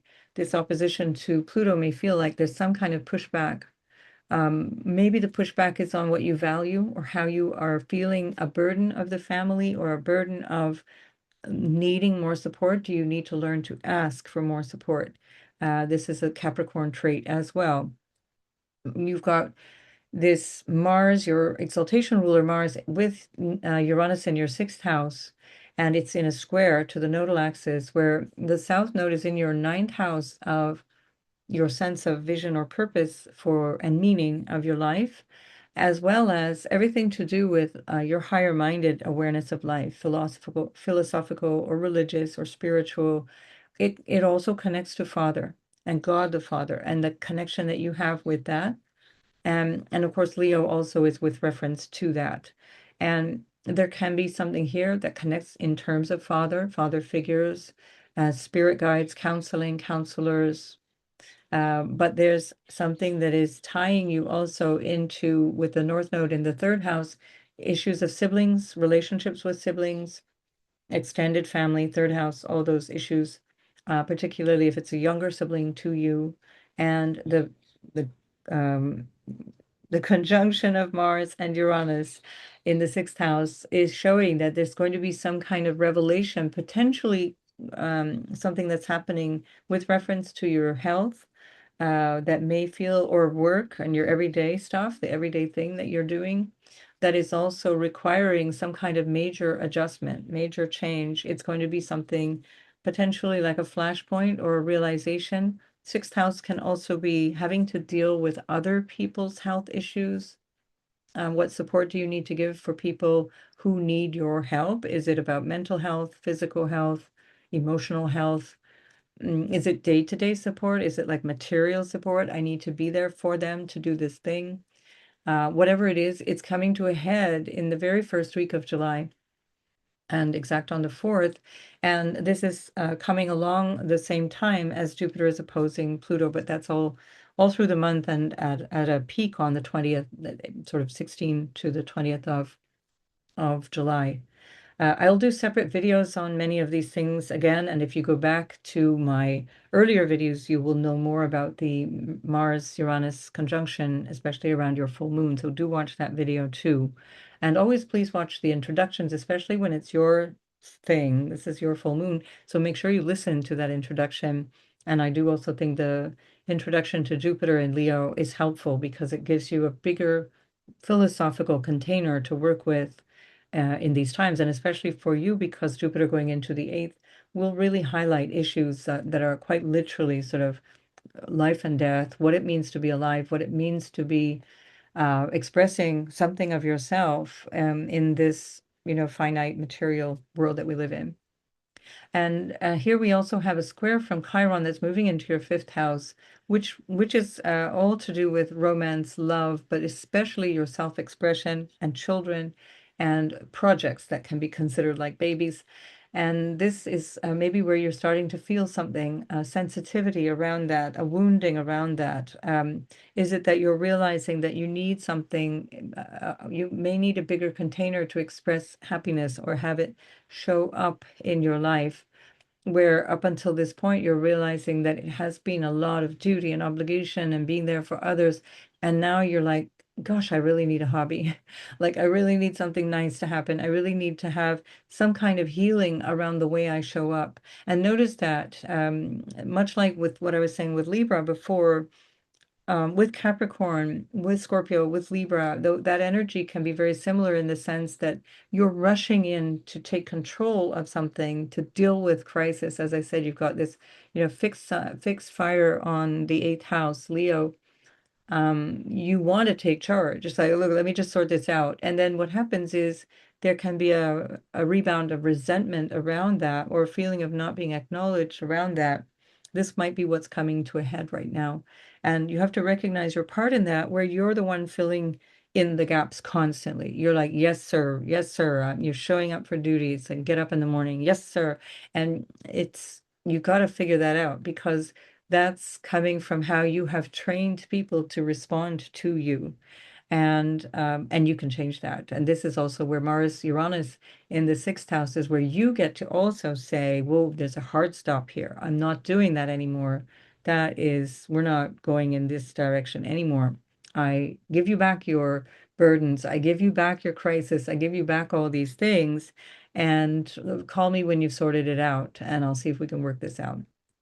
So this is also a separating kind of a shock to the system, not just happening to whatever might be happening, on the outside through you or to you, but also happening because you've decided something. This is again, for Capricorn, Mars is the exaltation ruler, and it's really like it's taking orders here. And it's taking orders from this Mercury, which is now retrograde in your 7th house of relationships. So again, it's got to do with how you do relationships, how you're feeding into or nourishing others more than you are yourself. And this is a great realization right now, as the South Node will move into your 8th house, where the North Node moves into your 2nd, and emphasizing that whole story. And I'm going to do a separate video on that, sign by sign, and I will explain that more in detail. So if you have any Leo placements in your chart, you will hear that I gave a lot of information for Leos because it's their moment. And I'm doing less so for other signs, but you will get there in time. So if you do have Leo placements, do be sure to listen to the Leo, which gives you a lot more information about that. I think that's it for Capricorn. It's definitely, and there is a trine here also that happens right away from your 8th house to your 4th house, with Neptune in the 4th and Jupiter moving into your 8th house. So there can be some element of loss or shedding. And think about it in the potential terms of a literal loss. Jupiter rules your 12th house of letting go, as well as a recognition of what is lost, or what has been, either what do I need to let go, or what is transforming, what is drifting away. And that's also Saturn in the 4th house, it may be that your role is now having to assume the role of the parent, or going through a dynamic of taking responsibility for things in the lineage, or recognizing the influence that the lineage had on you, um, throughout your life. And this is something that can be quite a spiritual realization. These are known as the moksha houses, the fourth, eighth, and 12th. Moksha meaning liberation. And it's about moving through this material world with less grasping, less resistance, less yeah, it's about shedding attachments to things. And this is, I think, what this moment can be for you if you take it up that higher perspective of things, realizing things that are impacting you from behind the scenes, and how they might impact your health and mental wellness, psychological wellness, and you're ready for this change now. Um, so I will be back. Of course, the eighth house too references occult, like what we're doing here. It references psychological understanding and awareness, magic, tarot, all those traditions that are about the deeper meaning of life. And this will be a huge focus for you. You're really going to be looking at that. And especially when the South Node, Ketu, goes into your eighth house, 27th of July. And that will bring enormous opportunities to deepen your understanding of your awareness, your value, the preciousness of life, the depth of meaning of life, and also the depth of what you can bring to the table as well, because the North Node will be in your second house. And that will be also accompanied by Mars as we go into October, November. And that will be a big story I will do in a separate video, but it will be really key for you, Capricorn, going forward. So a year to really dig deep and take it up a notch at the same time, and realize more of the fullness of what life is for you and what other people mean to you. And don't just feel like you got to be the sort of donkey, the mule of everybody else in your life. So live it more fully to the extent that's possible right now in this beautiful transit that's showing you that way from the inside out. All right, I'll see you in the next video, Capricorn. Bye for now. So Aquarius, you're having this in the house of relationship. This will be maybe a feeling of relief for you in some way, because it's been a bit of a ride having Pluto going through your first house. Lots of change, lots of need for reassessing who you are and how you show up. This is for Aquarius, Sun, Moon, and Ascendant. And in all of those different domains, there's a part of you that needed to change, and you knew that. You have been, in some cases, perhaps fighting that change, but in other cases, recognizing, no, I have a vote. I need to step up. I need to be more of myself. I need to reveal more of what I actually am. And that's Pluto, getting real, really being like in the truth of truths. And with Pluto, with Jupiter opposing now from your seventh house, you're really going to get a sense of other people shining back a light to you about what that is feeling like now, how those relationships are transpiring, what is the caliber of my relationships, and how are they impacting my future? How are they impacting my sense of what's possible for me in this lifetime? So Jupiter rules your 11th house of other people and your friends and groups and associations and acquaintances and things like that, elder siblings as well. And it rules your future. It rules the dreams that you hold for the future. That's why Aquarius is known to be the futuristic sign. And that Jupiterian future is just endless possibility. And now it's all there in a trinal relationship from your seventh house of relating and who you relate to, and to your 11th house and to your third house of how do we get this done. The third house is very pragmatic, it's very practical. It's about the ins and outs of things. It's about the nuts and bolts of things. And it's also about how you communicate all of that, how you do the interplay of the day to day. And so what we find here is a nice supportive energy from the Saturn that's in your ruler, traditional ruler Saturn, in your third house to the seventh house. And that will especially be noticed at the end of August, beginning of September, but exact on the 31st of August, when there'll be a trine at 13 degrees of both Leo and Aries from Jupiter to Saturn. And Saturn will be retrograde at that time, and Jupiter will still be direct at that time. Then they meet up again when they're both direct, and they will do a new trine, and that will be like April or something. So you'll get you'll get a refresh of this whole thing. But right off the bat, it's going to feel like, okay, there's projects that I'm now ready to deal with. And I'm also seeing who I need in my life. So Jupiter in the seventh doesn't necessarily mean that relationships improve or that things are all great and that the love of your life comes in. And this is like, okay, this so the twin flame story and all that stuff. Um, it's really where you recognize that whatever is going on in relationship is teaching you something. Jupiter is a great teacher. It's the awareness of what a higher purpose or vision for your life is all about. And do watch that introductory video that I did for Jupiter coming into Leo as a separate video, to hear more about that and how you can use that. And it's immediately trining Neptune. So it can be that there's some kind of vision or an ideal that comes into your mind around relating, and especially as Venus is also in your seventh house, um, really harmonizing relationships in some way. But behind all of that is still going to be the need for this to line up genuinely with your future. So you may want to keep stepping back every now and then and saying, is this the right person? Not because there's something wrong with the person, but because there's something in you that is saying this doesn't feel right. There's something that needs to be identified.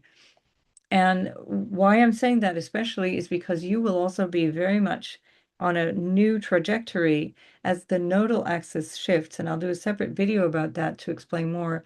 But the South Node is coming into your house of relationship. The North Node goes into your house of self. And that's on the 27th of July for a year and a half. And it's coinciding with this Jupiter transit, which is a year plus. So it's up until the 27th or 26th of July, 2027. And that is going to show you a lot of what is important and necessary in your relating quality or in the person you relate to and in how you relate to other people. How you hold your ground, how you use your power, how you get engaged in kind of power struggles. And is this something that you are doing based on things that are wishful thinking as opposed to the reality of this situation? And here your ruler, Saturn, is bringing you a lot of clarity and gravitas and support from a sextile position in your third house, which is also trining your seventh house, and of course, trinal to your 11th house of your future. So, you may find that relationships that initially or currently feel like this is the right thing, this is the person of my dreams, this is it, it's all going to be great in the future. If it's not great right now, I'd really pull back and let yourself sit with it for a bit and let things evolve. You've got your modern ruler, Uranus, in your fifth. Trinal to you, super important and very helpful. I've done lots of videos with that, so you can find those on my channel. And now Mars comes in there, and Mars and Uranus both are squaring the nodal axis, and Uranus for the whole month of June, and Mars particularly now in this first week of July. And it is really an opportunity to see, issues around love, romance, and how you're expressing yourself. Is there something that feels very fresh and very new, but is it based on an idea of something, or is it based in what you realize is happening? And this would be the place to look for red flags if you're in a relationship that doesn't align for you, meaning, for your benefit, for your ideal potential this lifetime. Jupiter will resolve that. And because Jupiter in the seventh doesn't give you great relationships, it gives you the relationships that you need.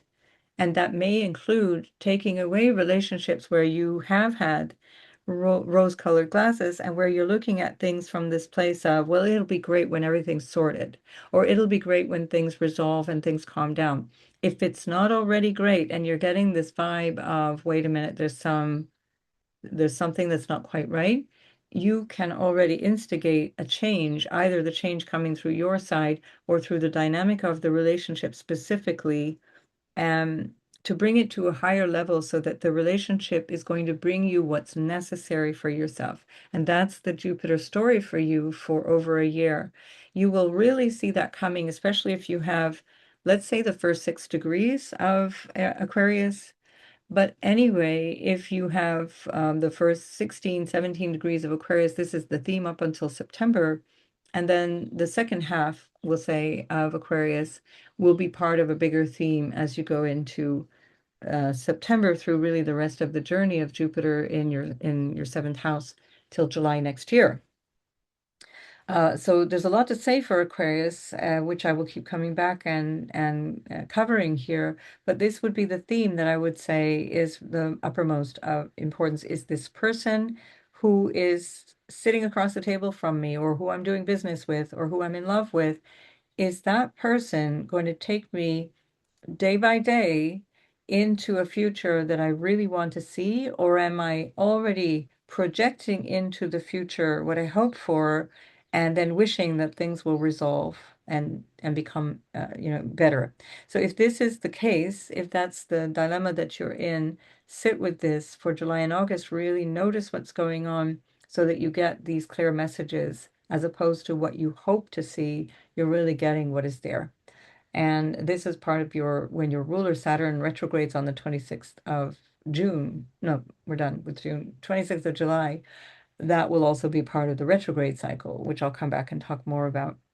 So the fact that Uranus with Mars is in your fifth house squaring the nodal axis, there's maybe a recognition here of how you can show up in a different way, how you can see your value based on the year and a half that we've had the North Node going through your second house. Jupiter rules your second house. That can be a question for you, is something to do with relating, also connecting on the level of money, on the level of, or, are we sharing values? Do we have the same money story? Is there some kind of a sense of not really finding harmony or balance in terms of our money story together? And all of that would be something to look into. Equally, if this is about work, Mars rules your 10th house of career, and you have a Mercury retrograde now in your sixth house of your work, basically the day-to-day stuff. What are my obligations and duties? And that also includes towards the relationship. Sixth house is everything that it's like the price you pay to be in a relationship and what you do for a relationship. And so this is Mercury retrograde, which can give you basically the month of July and into the first 10 days of August to reflect on everything I just said about this dynamic. You will find a lot to work with through July and August in terms of setting yourself up. Think of setting yourself up based on what you're really aware of now, like really clear.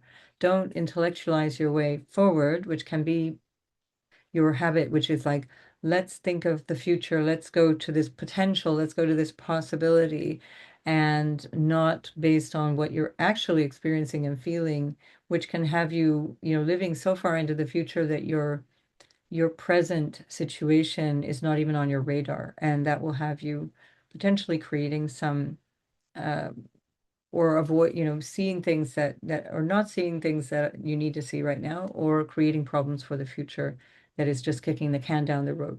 So all that to say, that's one way of really taking that seriously. And if there is a relationship or a business partnership or other things that is really solid, you will know that too by these same journeys, that this will be so sure, this will be so clear, this will be the thing that is going to teach you, who is that valid other partner, and how is that playing out in my life? And are they bringing me the thing that is enriching? And can we then find that in harmony in the relationship? So this is good either way. It's a good either way when Jupiter goes in the seventh house, because it's bringing you what you need in relationship, not necessarily what you want. And that's the hard truth of life. So best wishes for that, Aquarius, and I'll see you in the next video. So Pisces, Jupiter is your ruler, and it's in your sixth house of work and the things that you have to do, the obligations that you have, the things that you do for your everyday support of your health, your well-being. Any health issues will be determined by your sun, the quality of your sun in the chart, most definitely, and of course by what's going on in your first house. Pisces, sun, moon, and ascendant.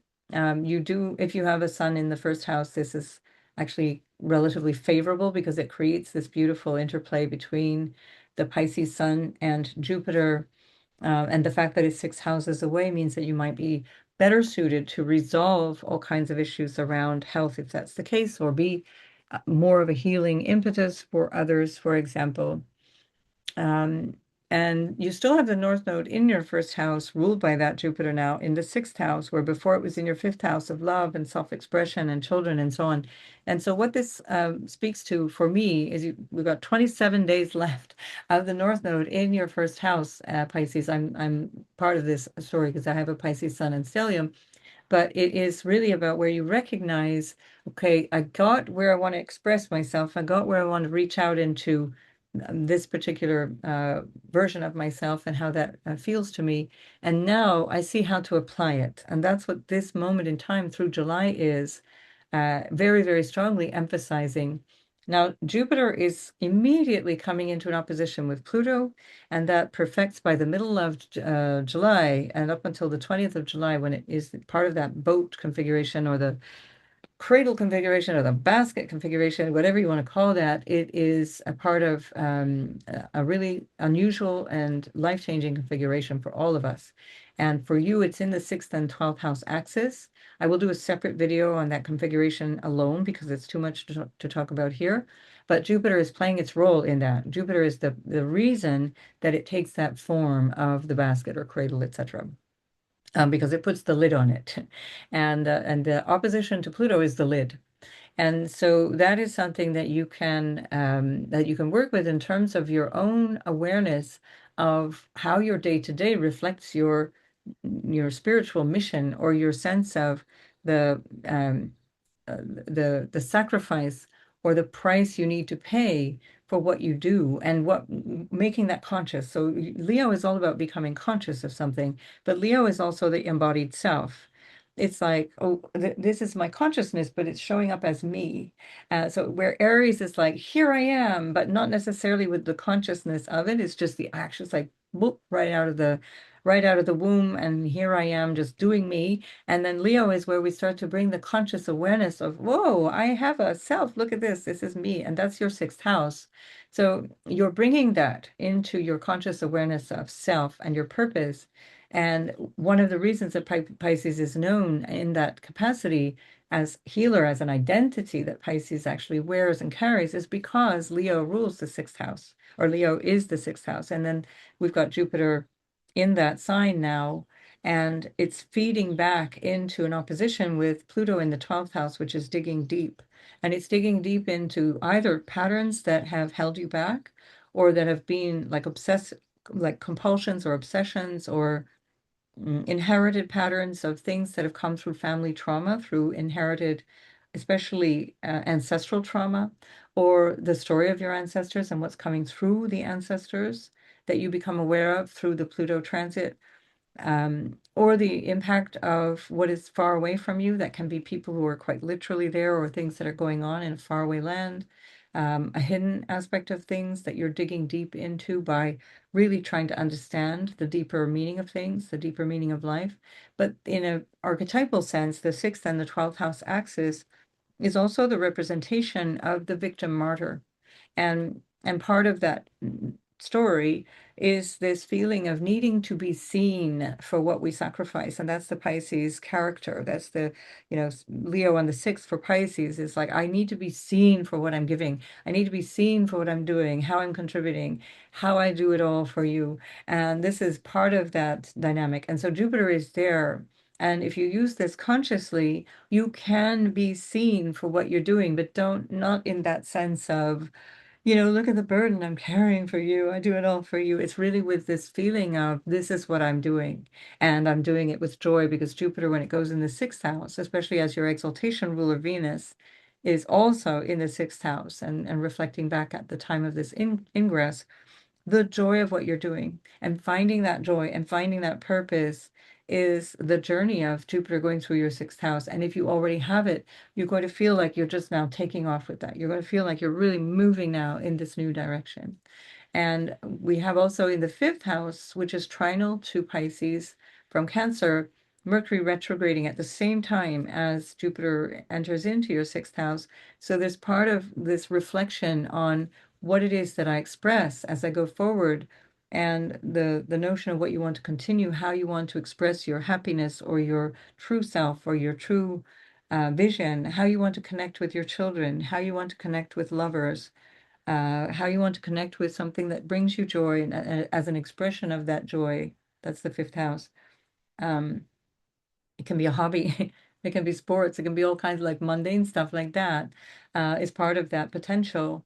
And so that's also where you get the month of July and into August to really reflect on these things and then bring that out as Mercury will go into your sixth house and, in a practical way, through the sixth house way, show you what your everyday story is going to look like and how you want to express that verbally or communicate that or take care of the details around that. That will be August into September. And as we're going from late August into September, the sign-based trine that Jupiter now holds with Saturn in your second house is going to also uplift you in so many ways. It's going to make you feel more capacity around earning money or more capacity to expand into a sense of value through what you do, through how you show up every day, through your overall relationship to well-being or health or psychological or emotional foundations around those things. And so also by the end of by the end of August, at around 13 degrees of Leo to Aries, Jupiter will be trining a now retrograde Saturn. And that trine will come back in April 2027 in your money houses. And Jupiter rules your 10th house. So it matters now that your heart is in what you do, Pisces. It really matters that you love what you're doing and that you're bringing it forward, because that's how people will see you. Jupiter representing the 12th house as well as your first house, what you do and how you do it, the attitude you bring to it, and also the things that you're doing with your everyday experience are going to be how people see you and how you can be seen and therefore benefit from, even in a financial way. Or at least benefit from in a feeling like, okay, I'm not doing this on my own. Because Saturn in the second house can also feel like, woof, it's all work and no, it's like, what's that expression? It's all work and no play makes Johnny a dull boy. So that can be that feeling of, Saturn in the second house, really struggling, really working with not a whole lot of support. And if there is a financial story here where there's a feeling of, okay, things are a little bit short or tight, or mean I have to work harder for the money that's coming in, know that this will also improve that situation, because these are what are called the Artha houses, the houses of the material realm. And the substance is now being supported by the Jupiter transit in this one of these houses and supporting the Artha triad of Aries and Leo and Sagittarius for the Pisces Sun, Moon, and Ascendant. And if you are in the very early stages of July, as you're hearing this, you'll know also that there's this trine that Jupiter is applying to with Neptune in your second house. So again, it can be deep inspiration and awareness of some kind of vision for what your value is and what you value in life. What is the value? Now, here it can be quite idealistic, but if you combine that with something that's practical that you're contributing to, you can actually bring that ideal or the value into a way of earning money. If we think of the second house as representing the family, there can be something here where also you're contributing in some way to a story of the family or a family member who is ill, or your own illness is creating some kind of new connection with the family in this way. And this will be part of the Saturn retrograde cycle that goes from the 26th of July through till the 10th of December, and then later as Jupiter retrogrades from the 13th of December into April next year. These will be stories that you might be grappling with in terms of your contribution and how you're supporting the family through your efforts. So it can be working both ways, but it can feel very much like a positive influence, especially if this is with reference to dynamics between parents and children, but family in general. Chiron is moving into your third house. This is the house of siblings, particularly younger ones, but anyway, all siblings, extended family, and so on. It's communication. It's how you connect with people. It's what you need to say. And so this Jupiter is now immediately squaring that Chiron, which is just newly into your third house. And I've done a whole separate video on that. By the way, I did a separate video on Jupiter, your ruler, moving into Leo, and I do really invite you to listen to that as an introduction. I did it separate from this because it got a little bit carried away. And so what you can do is listen to that if you haven't already, and really take in the meaning and the higher vision of the Jupiter in Leo that we can work with in a quite practical way. And then for Pisces, this is quite literal because it's like a practical application of that in your day to day. And then when we find the square there, back to the third house, it's also about choice and what am I choosing? How am I using my willpower and going forward in life to make change? And you're testing out just, or you're being tested at this time with this sense of where the new thing is going. And do I dare bring this forward? Is this what I can say? Is this what people are ready to hear? Is this what I want to contribute in my third house way, which is a very practical day-to-day local space kind of way? There can be great healing with siblings. There can be great healing with extended family. And you can be that source of healing depending on how you're embodying this with Venus in the sixth house, ruling that third house, Chiron. That can be part of your story of how you're contributing day to day. And know that, of course, the nodal shift is going to impact you also with reference to how you are shaping up your day-to-day inputs or work or efforts or need to step up in a pragmatic way in the sixth house or with reference to health, where there's going to be an extra spiritualizing effect with that K2 going in there and the North Node going into your 12th house, and a new way of doing things as the South Node will let you eliminate or release from things that have been patterns of behaving, and that includes this victim martyr dynamic. So it's not necessarily the job that may be changing, it may be that, but it's the attitude that you're bringing to it that will get a super boost, ideally improvement, as a South Node and Jupiter coincide in your sixth house. A better attitude to why you're here, what you do, and feeling like, okay, now I'm clear, I'm choosing this. This is Jupiter bringing that awareness, that conscious awareness to your everyday. And this will be something that you can work with for a year, more than a year to come. And again, listen to the introduction. You'll hear way more about that. I will keep repeating this ad infinitum until we get through this, especially these next 2 months to come, which are incredibly transformational for all of us. Just one last thing, the nodal square that's coming from your house of self and other to the Mars and Uranus in your fourth house can have you realize deep insights around what you need fundamentally to feel secure, what you need in your life, what you need in your circumstances, your household, your home, your homeland, your connection to lineage, and all of these things. And there can be something that comes through in ways that are surprising. The words can also be shocking. Shocking can be good or bad. It's not necessarily horrible stuff. It depends entirely on you and your chart and the level of consciousness you're bringing to the whole moment. But also, it can be things that are really unusual or unexpected that really happen through issues that may have to do with what you rely on. And you may need to find a new way of relying on something. And that especially is coming through your own foundation in terms of your psychological, emotional, and material foundation in life. Mercury is ruling this from the fifth house of self-expression, creative expression. It's also a fortunate house. So I'm not sure that this is necessarily a negative thing for you. And again, I would need to see an individual chart to be able to judge that better. But Mercury retrograding in the fifth house is also going to be about creative solutions or creative approaches to what this is bringing in terms of transformation of the foundation of your experience, and that can be quite favorable. It can involve children or a relationship dynamic with your children, or moving through a situation that your children need some more attention or awareness for, and that can be part of also the Saturn in the second house, as we saw. I'm going to leave it there, and do please watch recent videos that I've done about many of these topics already to add more information in. I have videos on Neptune and Saturn in Aries, etc. So you'll get all that information there, so I'm not going to keep repeating it in each video. But I do find that although the sixth house is typically a challenging house, because it's your ruler going in there, there feels like this moment in time that has crystallized for you, where you're up for the challenge and you see the purpose behind what you're doing, and you're bringing your heart into it, which is Jupiter and Leo in the sixth house. So best wishes, Pisces, and I'll see you in the next video.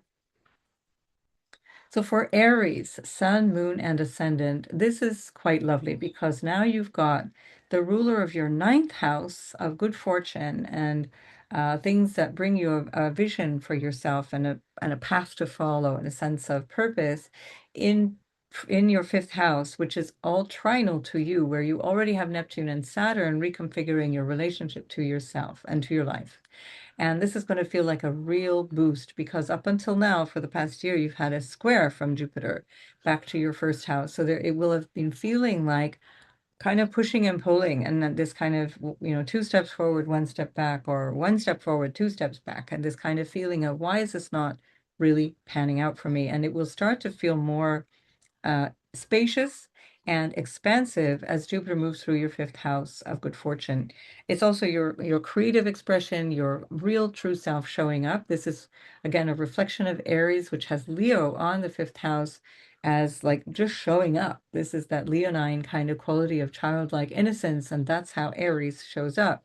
And so, real blessings for you in so many ways here, Aries. It's a very lovely, supportive energy for you. And again, there will be differences depending on your natal chart, but overall, your one Aries, Leo, and Sagittarius, the first, fifth, and ninth house naturally are the houses of Dharma, the purpose. Why am I here? What do I do with my life? You're going to really feel fired up about that. You're going to really be enthusiastic about that. You're going to feel like you're reaching out much more into what you're here for and why. And that's going to have more meaning, maybe relationships with more meaning, a relationship that brings you something much more expansive or expanded sense of potential, expanded sense of lovability. All of these things are there. It has to be said, though, you have to meet everything halfway, meaning that you want to also recognize what might be blocking your heart-centered expansion or blocking your sense of potential. And that's what Saturn is working through as it's in your first house. It's saying, are you showing up authentically? Are you actually showing up as how you need to be? With Aries, there's a lot of talk around sovereignty, and in the ideal vision of this version of sovereignty, we get to do what we like. We get to do what we want. It's all good. I'm just showing up as me, and you go sod. And with the notion of sovereignty, if we are in a three-dimensional embodied form, if we're here in this realm, that we're all having to play in, this is always going to come with some sacrifice around sovereignty, some absence of sovereignty, some quid pro quo to achieve a certain degree of sovereignty, but you will never have total sovereignty. And it's important to really integrate that so that you can get to the point where you're looking at this from a point of not always pushing back against things, but noticing where am I wasting energy pushing back against things that I believe are, keeping me held down, and where should I push so that I can create the sovereign self that I want to be and that I am, up to the structural, physiological, physical limits of this three-dimensional Saturnian world that we live in. And when you make peace with that, and when you recognize that that's the mature Saturn wise way of moving through all of this, when Jupiter goes in the fifth house, it's going to be done where in such a way where you're using your wisdom, Jupiter, and your awareness of self, Jupiter and Leo, to expand yourself and expand what is possible and expand the sense of your creative output and potential in such a way that you're bringing support to others as well. Now, there's an immediate, let's call it test or opposition from Pluto in the 11th house of your future back to this Jupiter. And that, what I've just described, can be a part of that, where you're recognizing that there's some need for compromise, there's some need to adjust, there's some need for my relationship to society or to my future or to an elder sibling for that matter, or to friends or whatever the social connection is that I have, that I need to work with, because there's going to be some testing here of this thing that makes you want to just kind of show up and do your thing. This could be with reference to a particular relationship, or it could be with reference to a project that you have, or again, just being your natural self. At the same time, this is Jupiter is pushing into a trine with Neptune, which is in your first house, and that's part of this bigger configuration known as this multifold thing called a cradle, a basket, a boat, whatever you want to call it, doesn't matter. It's a really unusual configuration we've never worked with before. So you're also, in your pioneering way, invited to show up in this new way, in this conscious way, and recognize again, where do I push back and where do I realize I'm wasting my energy pushing? and really work with that in a way that then starts to bring a productive self-expression that is part of how you're showing the way. Because remember, Aries is also part of this leadership dynamic, which is the fire signs. You're here to inspire and show the way for other people. But if you are constantly feeling like you're the rebel and pushing back against everything, you're wasting your energy, because there's certain things that are wasting your particular moment in time. The Dharma, the notion of Dharma, the purpose is not just the higher purpose of this lifetime, but is what is the right use of my time and energy right now. And this is coming close to this very moment. Am I scrolling? Am I doom scrolling? Am I wasting my time watching astrology videos rather than living my life? What is the thing that I'm doing where I can actually then move the needle and make a difference? Perhaps through change. And speaking of change, your ruler Mars is in the house of change, in the third house of the choice and the willpower that you that are available to you, and it's there with Uranus. And so you might find yourself really coming to a realization around something, coming to a place where you're like, oh wow, I see the difference now. I see the choices that I need to be made that are new here, or that are my way of integrating with my local space, my community, how I communicate things. You might get yourself really fired up about a project. This is all about finding a new goal, finding a new project. Aries needs a goal. So it's really, in many ways, it's going to keep you busy while Mars is in the third house, no doubt. And that's going to be until about the 10th, 11th. I think it's the 11th of August, just before the eclipse, which I'll get to in another video. But you're going to use that energy, your force, yourself, to work through this. This is in a sextile to Jupiter, a sextile to Neptune. It's part of that configuration I just spoke about, and I will speak about again. And so you're really here, your conscious awareness of how you show up, how you use your energy is going to be expressed through the everyday choices that you make. And this can be also about recognizing you have a skill that's actually a talent. Jupiter in the fifth, expressing something of a higher talent, where Mars and Uranus, especially Mars in Mercury ruled Gemini, brings real dexterity, real skill. It's the engineer, the musician, the writer, the punchy journalist. Whatever this is the potential here in the third house. And Jupiter is also squaring Chiron in your second house. So again, this is going to come potentially initially with a flavor of, oof, what about money? Or woof, what about my value? Am I worthy of doing this? Or how do people see me? How do people evaluate who I am? And that will be something that you will be negotiating for 7 years from next April, when it moves back in around your birthday season, when it moves at the end of your birthday season, in fact, when it moves back into your second house. But it's going through your first house from September through April one last time. And as it does that, Chiron from your first house will be towards the end of this year, like December and into January next year. It'll be trinal from your fifth house at 27 degrees back to Chiron at 27 degrees of your first house. So there's something for you here to play around with in terms of your value and how you're showing up. And am I bringing my real self to the table? Am I just kind of making noise because I want to be seen?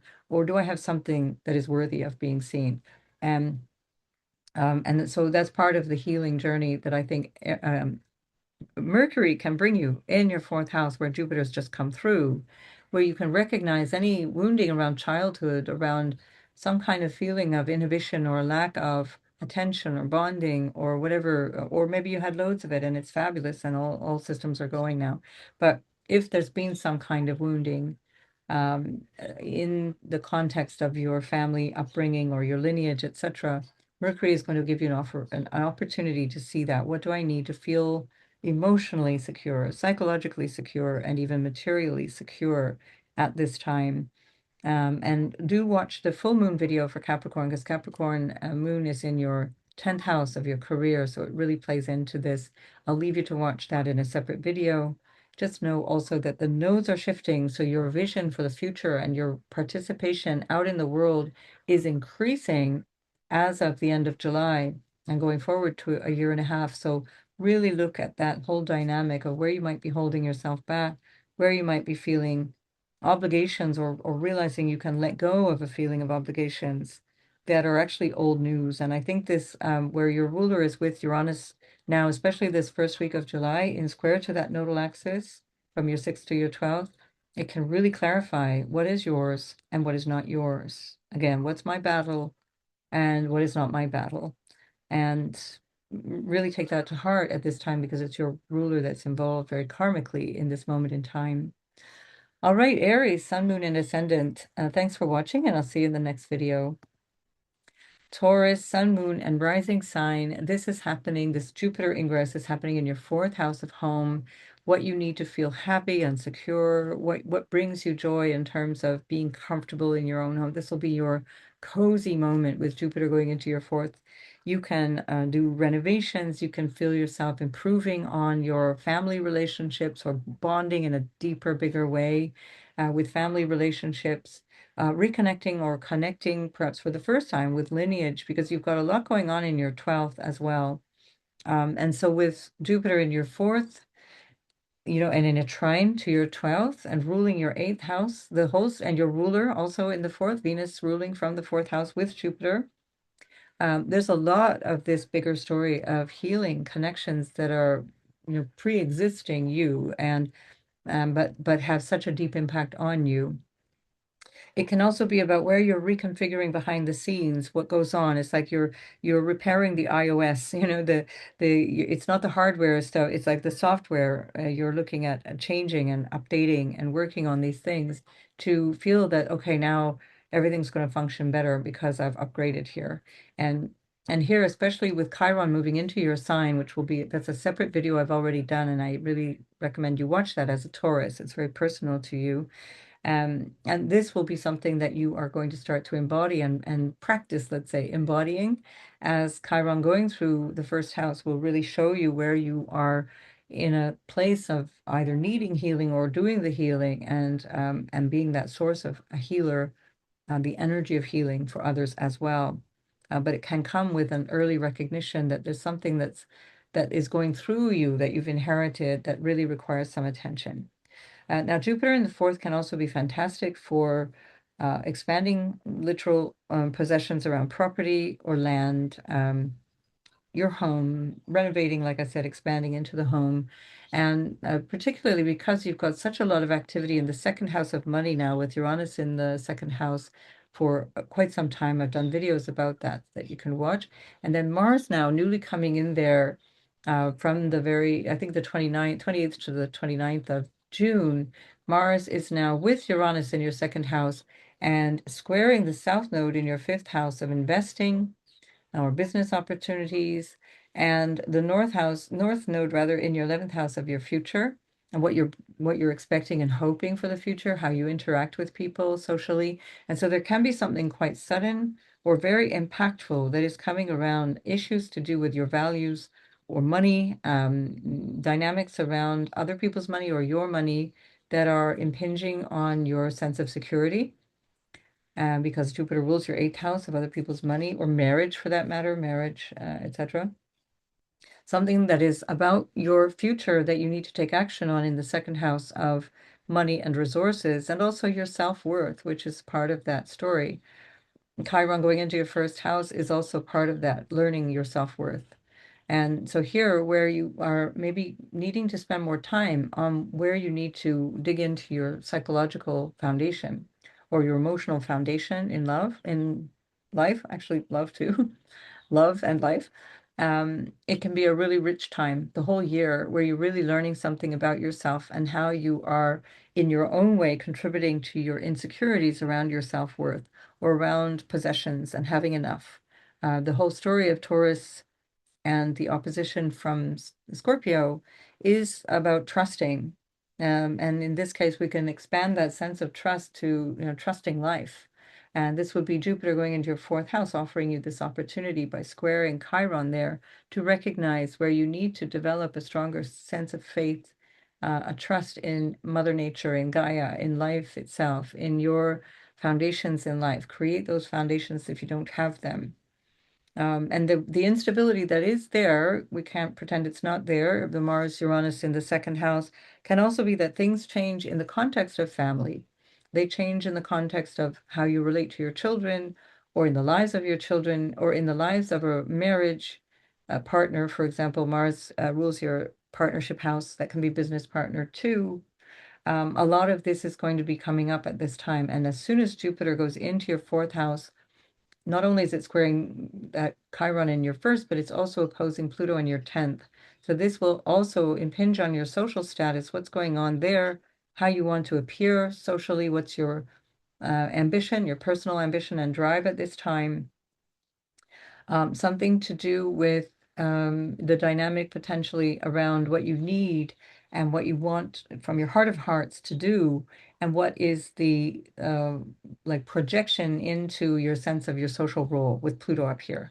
The feeling of your personal ambition and what you want to do. Now, the North Node is moving into this point by the end of July, 27th of July. I'll do that in a separate video, but just know that that's going to be a huge issue. It's a big focus of attention here, but with a place of getting grounded with Jupiter there in Leo, grounded in who I am, in your sense of support, in what comes through the family supporting you or the family that you are supporting, and the expanded sense of what all that means to you.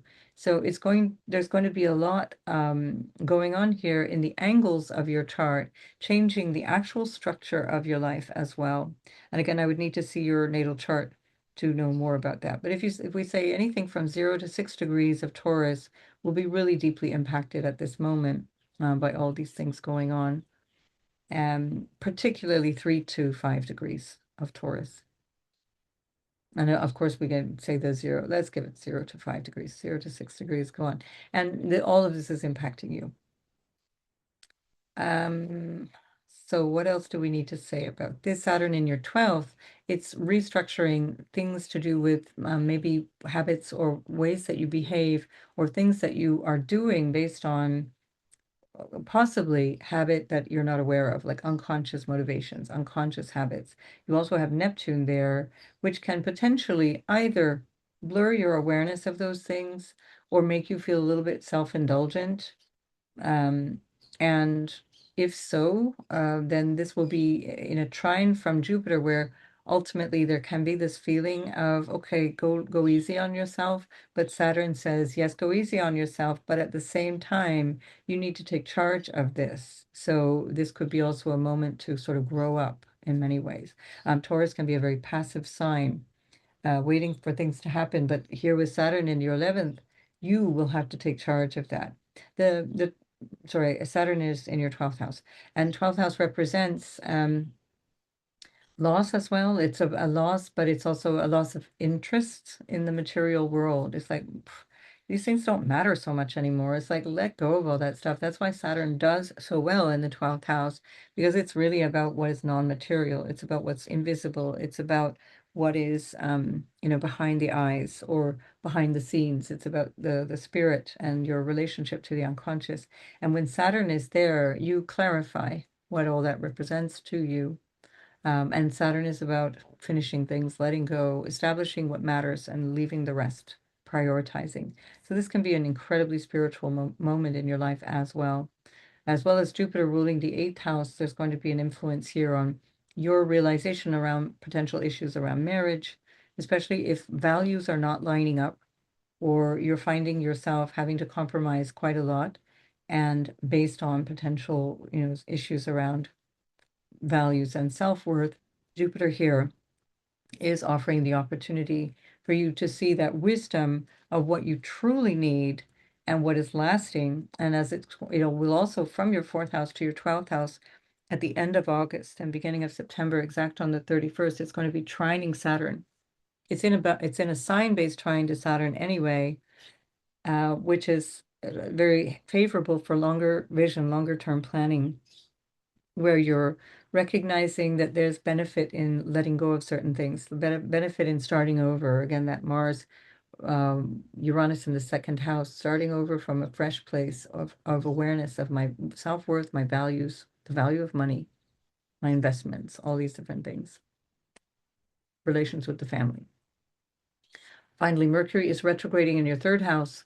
And as it's doing that, it gives you an opportunity to question all of these choices, because the 3rd house is that, it's your choices, how you use your willpower, how you communicate things. Sorry, we're getting to the end of the video. Um, and so you can look into that. Hang on just a second, Taurus.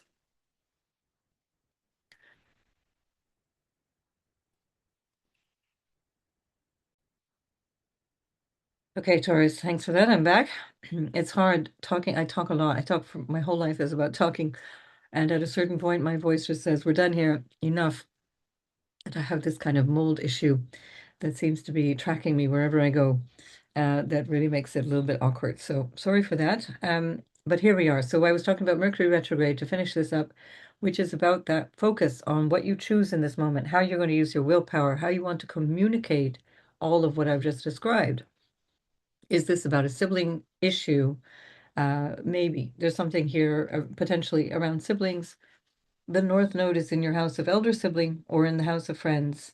Third house is also friends and your everyday gang, your coffee pals and stuff, golf buddies. And then Mercury going retrograde there can also bring you insights around that and how that's contributing to this sense of having what you need to feel secure and happy and so on. Because then Mercury moves into your fourth house and becomes much more focused on that aspect of your life after the retrograde is over from about the 10th of August. So look into all of these different things, and I will see you in the next video. There's so much more to say. Do please watch the videos I've already done. I did one on Jupiter in a general sense in its ingress in Libra and how you can work with that from a higher place of more life-focused philosophy. All right, I wish you all the best, Taurus. I'll see you in the next video. So, Gemini, Sun, Moon, and Ascendant, we are looking at quite a big change for you because the Jupiter ingress in your third house is accompanied by a Mars ingress in your first house, where you already have Uranus kind of shaking the bars of your cage there. And it is going to be something noticeable for most Geminis, particularly if you have anything from 1 to 5 or 6 degrees of your sign. This is a huge time for you. You are part of this bigger configuration, Sun, Moon, or Ascendant in those early degrees, particularly where things are shifting in a big way. Although you may find that it's like that tiny little effect where it's kind of like unnoticed what's going on, but it will have a long-term impact on change. And this is a progression of change that's really a couple of almost 3 years till 2028, where this story is still unfolding with this kind of glacier movement of these outer planets. And you're part of this game, you're part of this change. But once Jupiter moves into your third house, it triggers that in a way that is, it's like pulling everything together in a way that requires a new approach. And for you, it's about choice. It's about how you communicate. It's about using your willpower.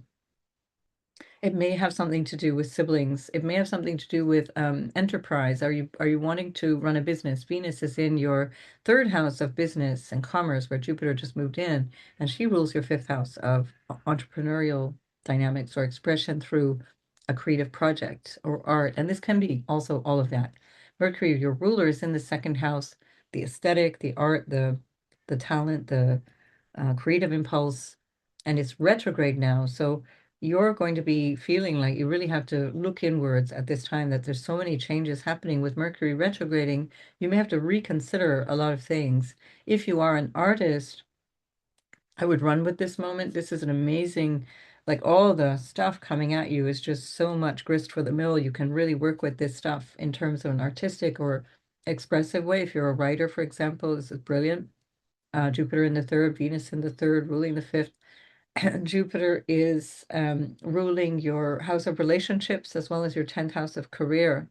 And this can also be about meeting somebody in a local space or meeting somebody in your community or meeting or working with a sibling or extended family on a bigger project. Or you could be also recognizing a teacher that's extremely important to you. Now, Jupiter is starting to oppose Pluto as soon as it goes into your third house. And the third house is the practical nuts and bolts of the day-to-day things that you do. And Pluto is up in the ninth house of your vision and the sort of idea that you have for life. What is my life all about? What does it represent? And so you might find yourself really working towards something that is more visionary, um, that is expanding, but it can feel initially like it just all is a lot rather than being productive, especially because you've got Mars and Uranus in your first house.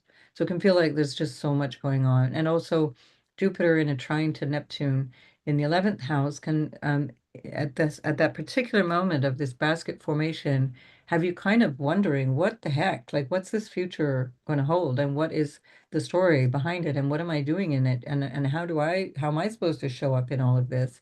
Mars from your first is ruling that 11th house where Saturn is also there.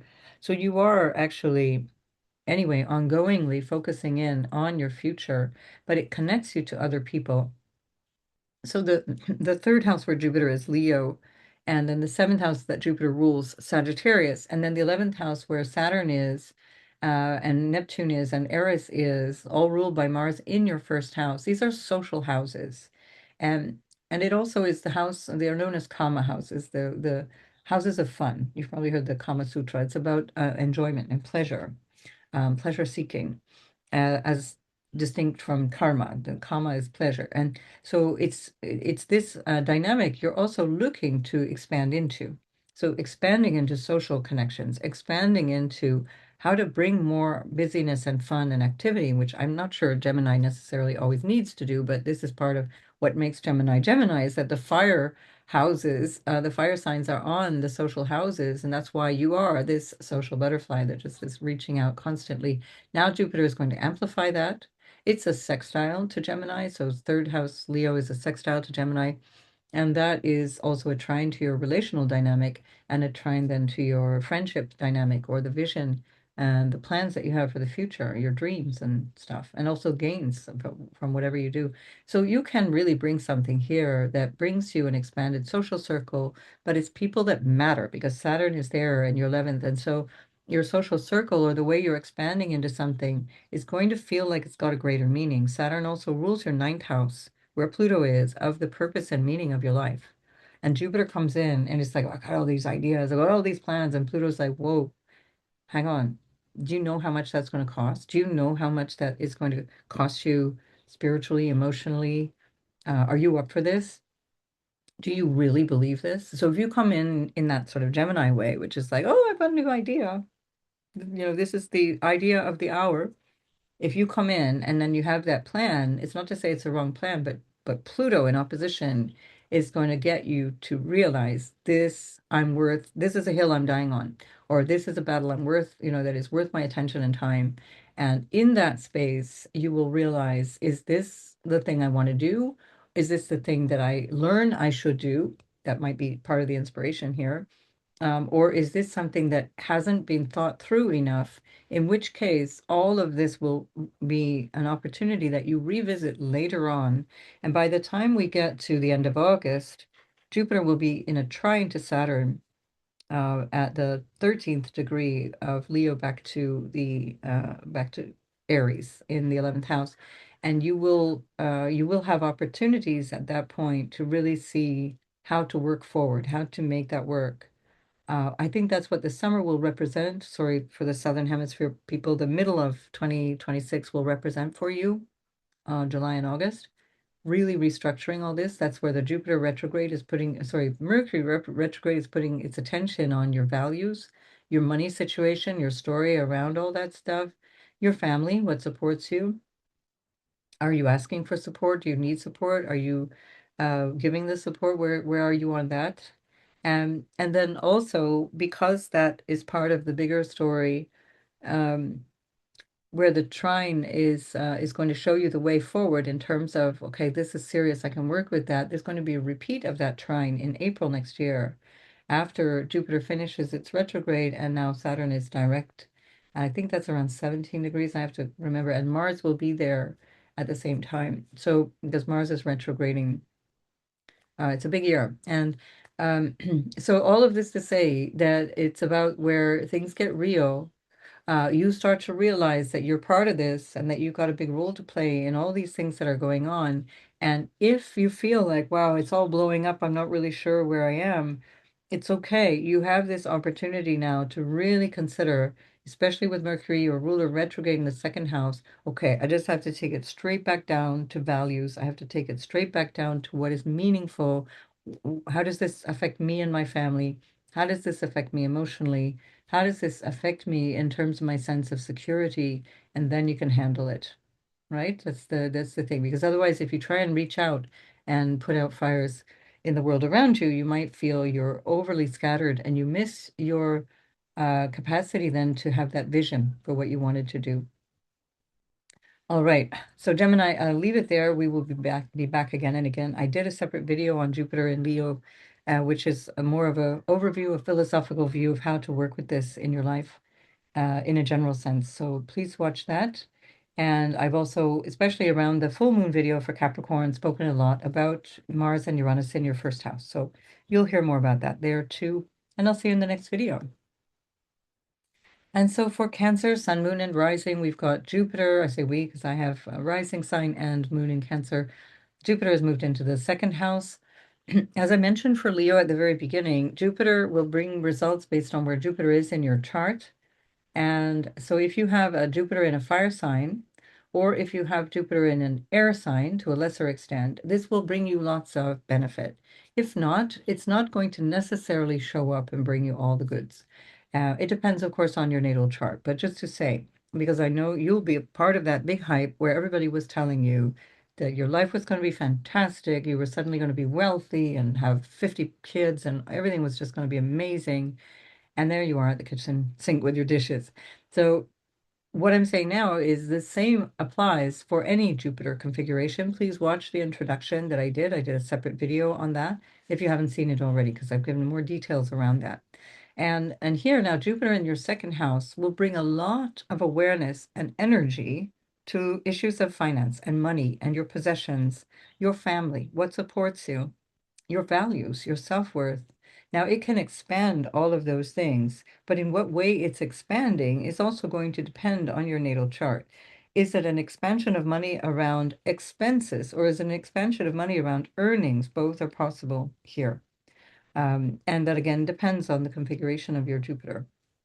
And if you come to the place of your self-esteem, this can be an absolute boost in that regard. And I have noticed, now I'm 60 and I've had 5 of these now, and I have noticed that each of the cycle where Jupiter goes into the second house, there is a certain amount of relief. There's a financial feeling of, okay, there is something moving forward. There is something of a feeling of improvement around, self value, self-worth, and also a potential again for earnings and making things uh, work in terms of work, because also Jupiter rules the house of work for you, the sixth house of everyday work, and also the ninth house of your vision for life, where it's still ruling the North Node from now the second house.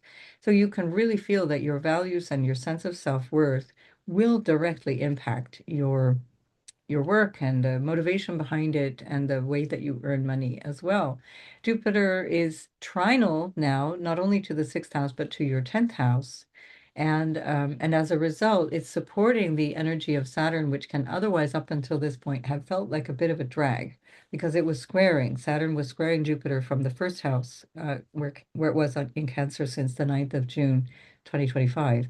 And so the fact that Jupiter is now in a sign-based trine, and then by the end of August, and then again in April, actually trining from the 13th degree of Leo back to the 13th degree of Aries, from the second to the ninth, there you can have some genuine, long-lasting potential around growth, around earnings, around finance. So what you do at that time, even though Saturn will be retrograde, is going to bring you some long-term gain, long-term benefit. You can plan for the future. You can plan for your career, your personal goals, your sense of how you're showing up. And and then it will happen again in April, and I think it's happening around the 17th degree at that point. I'm going to do a separate video on all these things, but just notice that by that time, both Saturn and Jupiter will be direct. So whatever the thing is that you're establishing now, by the end of August 31st exact, that is going to be something that then moves forward and feels again like it's got that extra impetus as we get into April. April will be, in a way, the month that we realize what all this Jupiter stuff is all about. And and so it's not to say that what you do now doesn't matter, it's that it's preparatory work for something that is going to move you in a bigger direction that will actually be more noticeable after April 2027. And there's also a lot going on in terms of other dynamics. And the first thing that happens as Jupiter moves into your second house, or even before that, is Mercury retrogrades in your sign.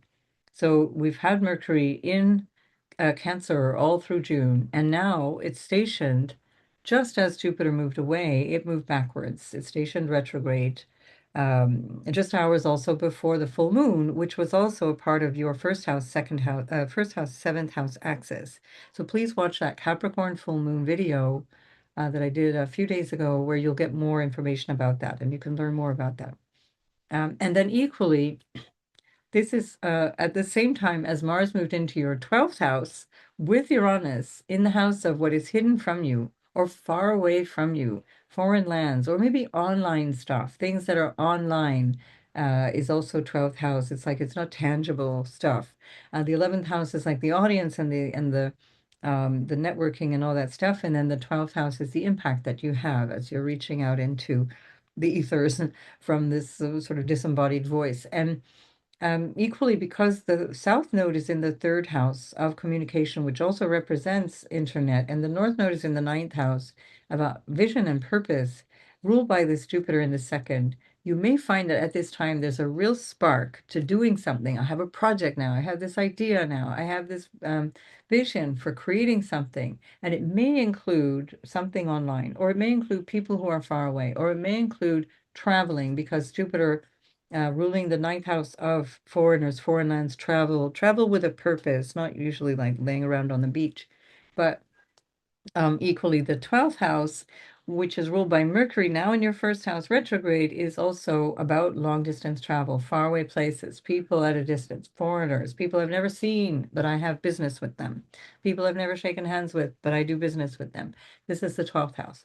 And equally, because Pluto is in your 8th house also of passive income or money that you get from other people, Jupiter is about to oppose that. And so you may find that there's all kinds of projects and plans and things that you want to go. And then there's this thing that comes in. Is it a tax bill? Is it a need of a spouse? Is it something that's coming through family stories? Is it coming through a crisis? There's something that is expanding and opening up, and then boom, here we find Jupiter in opposition to Pluto and saying, you got to deal with this. This is something that is important. And it's in your 8th house. It's about family secrets, or about a pattern that you've inherited from family, or literal family inheritance. Whatever this is, it tends to look beneficial for you because Jupiter and Venus are both in your second house at the same time that this is all going on. You have Saturn in the 10th, and as it's stationing retrograde on the 26th, it's going to go back from the 14th degree to about the 8th degree of your 10th house. And as I said, holding a trine, a sign-based trine to Jupiter, but then exactly at the end of August. And I think whatever this pressure from Jupiter opposing Pluto is, if there's something to do with money or borrowed income or income that you owe, or somebody owes you something and you're supposed to receive it, what direction is the flow of money? It's not guaranteed to be towards you, but it's going to concern you for sure in a big way. The potential is there that you will sort this out very, very clearly, and it will be resolved by the end of April, the end of August, beginning of September. And here so don't fret, don't worry. It's about what you're clarifying. It's about what you're taking responsibility for. It's about getting real about the dynamic of, what is that money representing, or what is that? Maybe it's about your values compared to the values of somebody else. That do you share the values with your life partner that you hold dear? Are you developing new values and your life partner is stagnant and not changing? Or is it the opposite? Your life partner is saying, look, you don't understand me. What the hell? I'm out of here. And you're like, whoa, okay, now I have to find my own place here. Um, whatever this is, it's something that is certainly manageable for you. With Jupiter in the second house, it does support you. The second house supports the first house. It's supporting to you one way or another. And even if there's a certain amount of loss or sacrifice or having to give something up, maybe through something surprising or unexpected, especially because we're looking at that thing with the Mars, Uranus, and who knows what that could even represent. I'm not even going to pretend that I know what I'm talking about here. It's just that whatever this is, you got this, and it will be something that you will learn from in that Jupiterian way that you can then also translate into how you show up out in the world, how you do your work. Jupiter ruling the sixth, and Saturn being trined, Neptune being trined from the second house. Aries is your house of career, your personal ambition, your goals ruled by this Mars in the 12th house. So there's something that's going on that is a realization that can equally be a realization around, oh my God, I'm wasting so much of my life, my precious time being wasted, like scrolling, or my precious time being wasted on, I don't know, drugs or alcohol or whatever the thing is. There's a realization here, and that Mars is telling us it's connected to your 10th house, it's connected to your 5th house, self-expression, how you have fun, issues with children or your relationship with children, or the topic of children. All of that is coming through here, and then the Jupiter in the second house is saying, okay, I have this bigger sense now of value, the value of family, the value of my contribution to all of that, and how I'm interplaying with all of that, and even the value of the dynamic between me and another, and the shared resources that we are working with. Um, so Cancer, of course, you are ruled by the moon, and this moon that's in your seventh house, as I said, I've done a video about. I do invite you to go back and listen to that video because it focuses really on that moon. But clearly, whatever this whole thing is about has to do with relationships, full stop. Because we know the theme is represented by your ruler for your life. The theme is there, and that's there in the seventh house of others. And so whatever all of this represents, it's really about this relational dynamic at its root, and how that's changing. The sun is ruling your second house, and it's here in your first house. Look natally where the sun is in your chart, and you'll find also where that's interplaying with Jupiter, and where the sun is in your first house of self. Currently, it is your position, your way of integrating with another that is part of this story that's baked into the Jupiter transit through your second house. Finally, Chiron is in your 11th house. Do watch that Chiron video, because that is also part of a square that is coming from your money house to the other money house, the 11th house of gains. It also references your elder sibling, potentially, or uncles, or like paternal uncles, aunts, uncles, and also your future. So again, notice where there may be a little pinching here with that opposition from Jupiter, Pluto, where there's a square to Chiron, was kind of like, whoa, what's my future holding? Where's my income coming from? Where do I earn money? How am I connecting with people? How am I reaching out into friends? How am I being supported, or do I feel supported by my friendship groups, my networks, my people who share my ideas, by my audience, whatever that is. So all of that is just a testing ground for this moment. Well, Chiron is there until mid-September and then comes back in mid-April 2027. So take all of this stuff on board, because Jupiter will still be there. And in fact, it'll move away from the square, and it will start to trine Chiron at the end of November. And through December and January, it will be at 27 degrees, where it stations on the 13th of December. Jupiter stations at retrograde 13th of December, 27 degrees of your second house. And Chiron will be back in your house of career, showing you what needs to still take shape, where Chiron goes back to that 27th degree in your 10th house. And so pulling that second house, 10th house, is it about money? Is it about worthiness? Is it about the worthiness of earning, or the worthiness of doing the job you're doing, or about the attention you're getting, or about the role that you want, the legacy you want to leave? All these different things will be part of that later trine, and then that trine will come back again with Saturn, as I mentioned, the first one the end of August, and the next one in April. So lots of connection between your earnings house, your self-worth, and your way of expressing your purpose for being here, like your personal ambition and your social role. So it doesn't mean that you have to be paid for it. It just means what's the value behind it?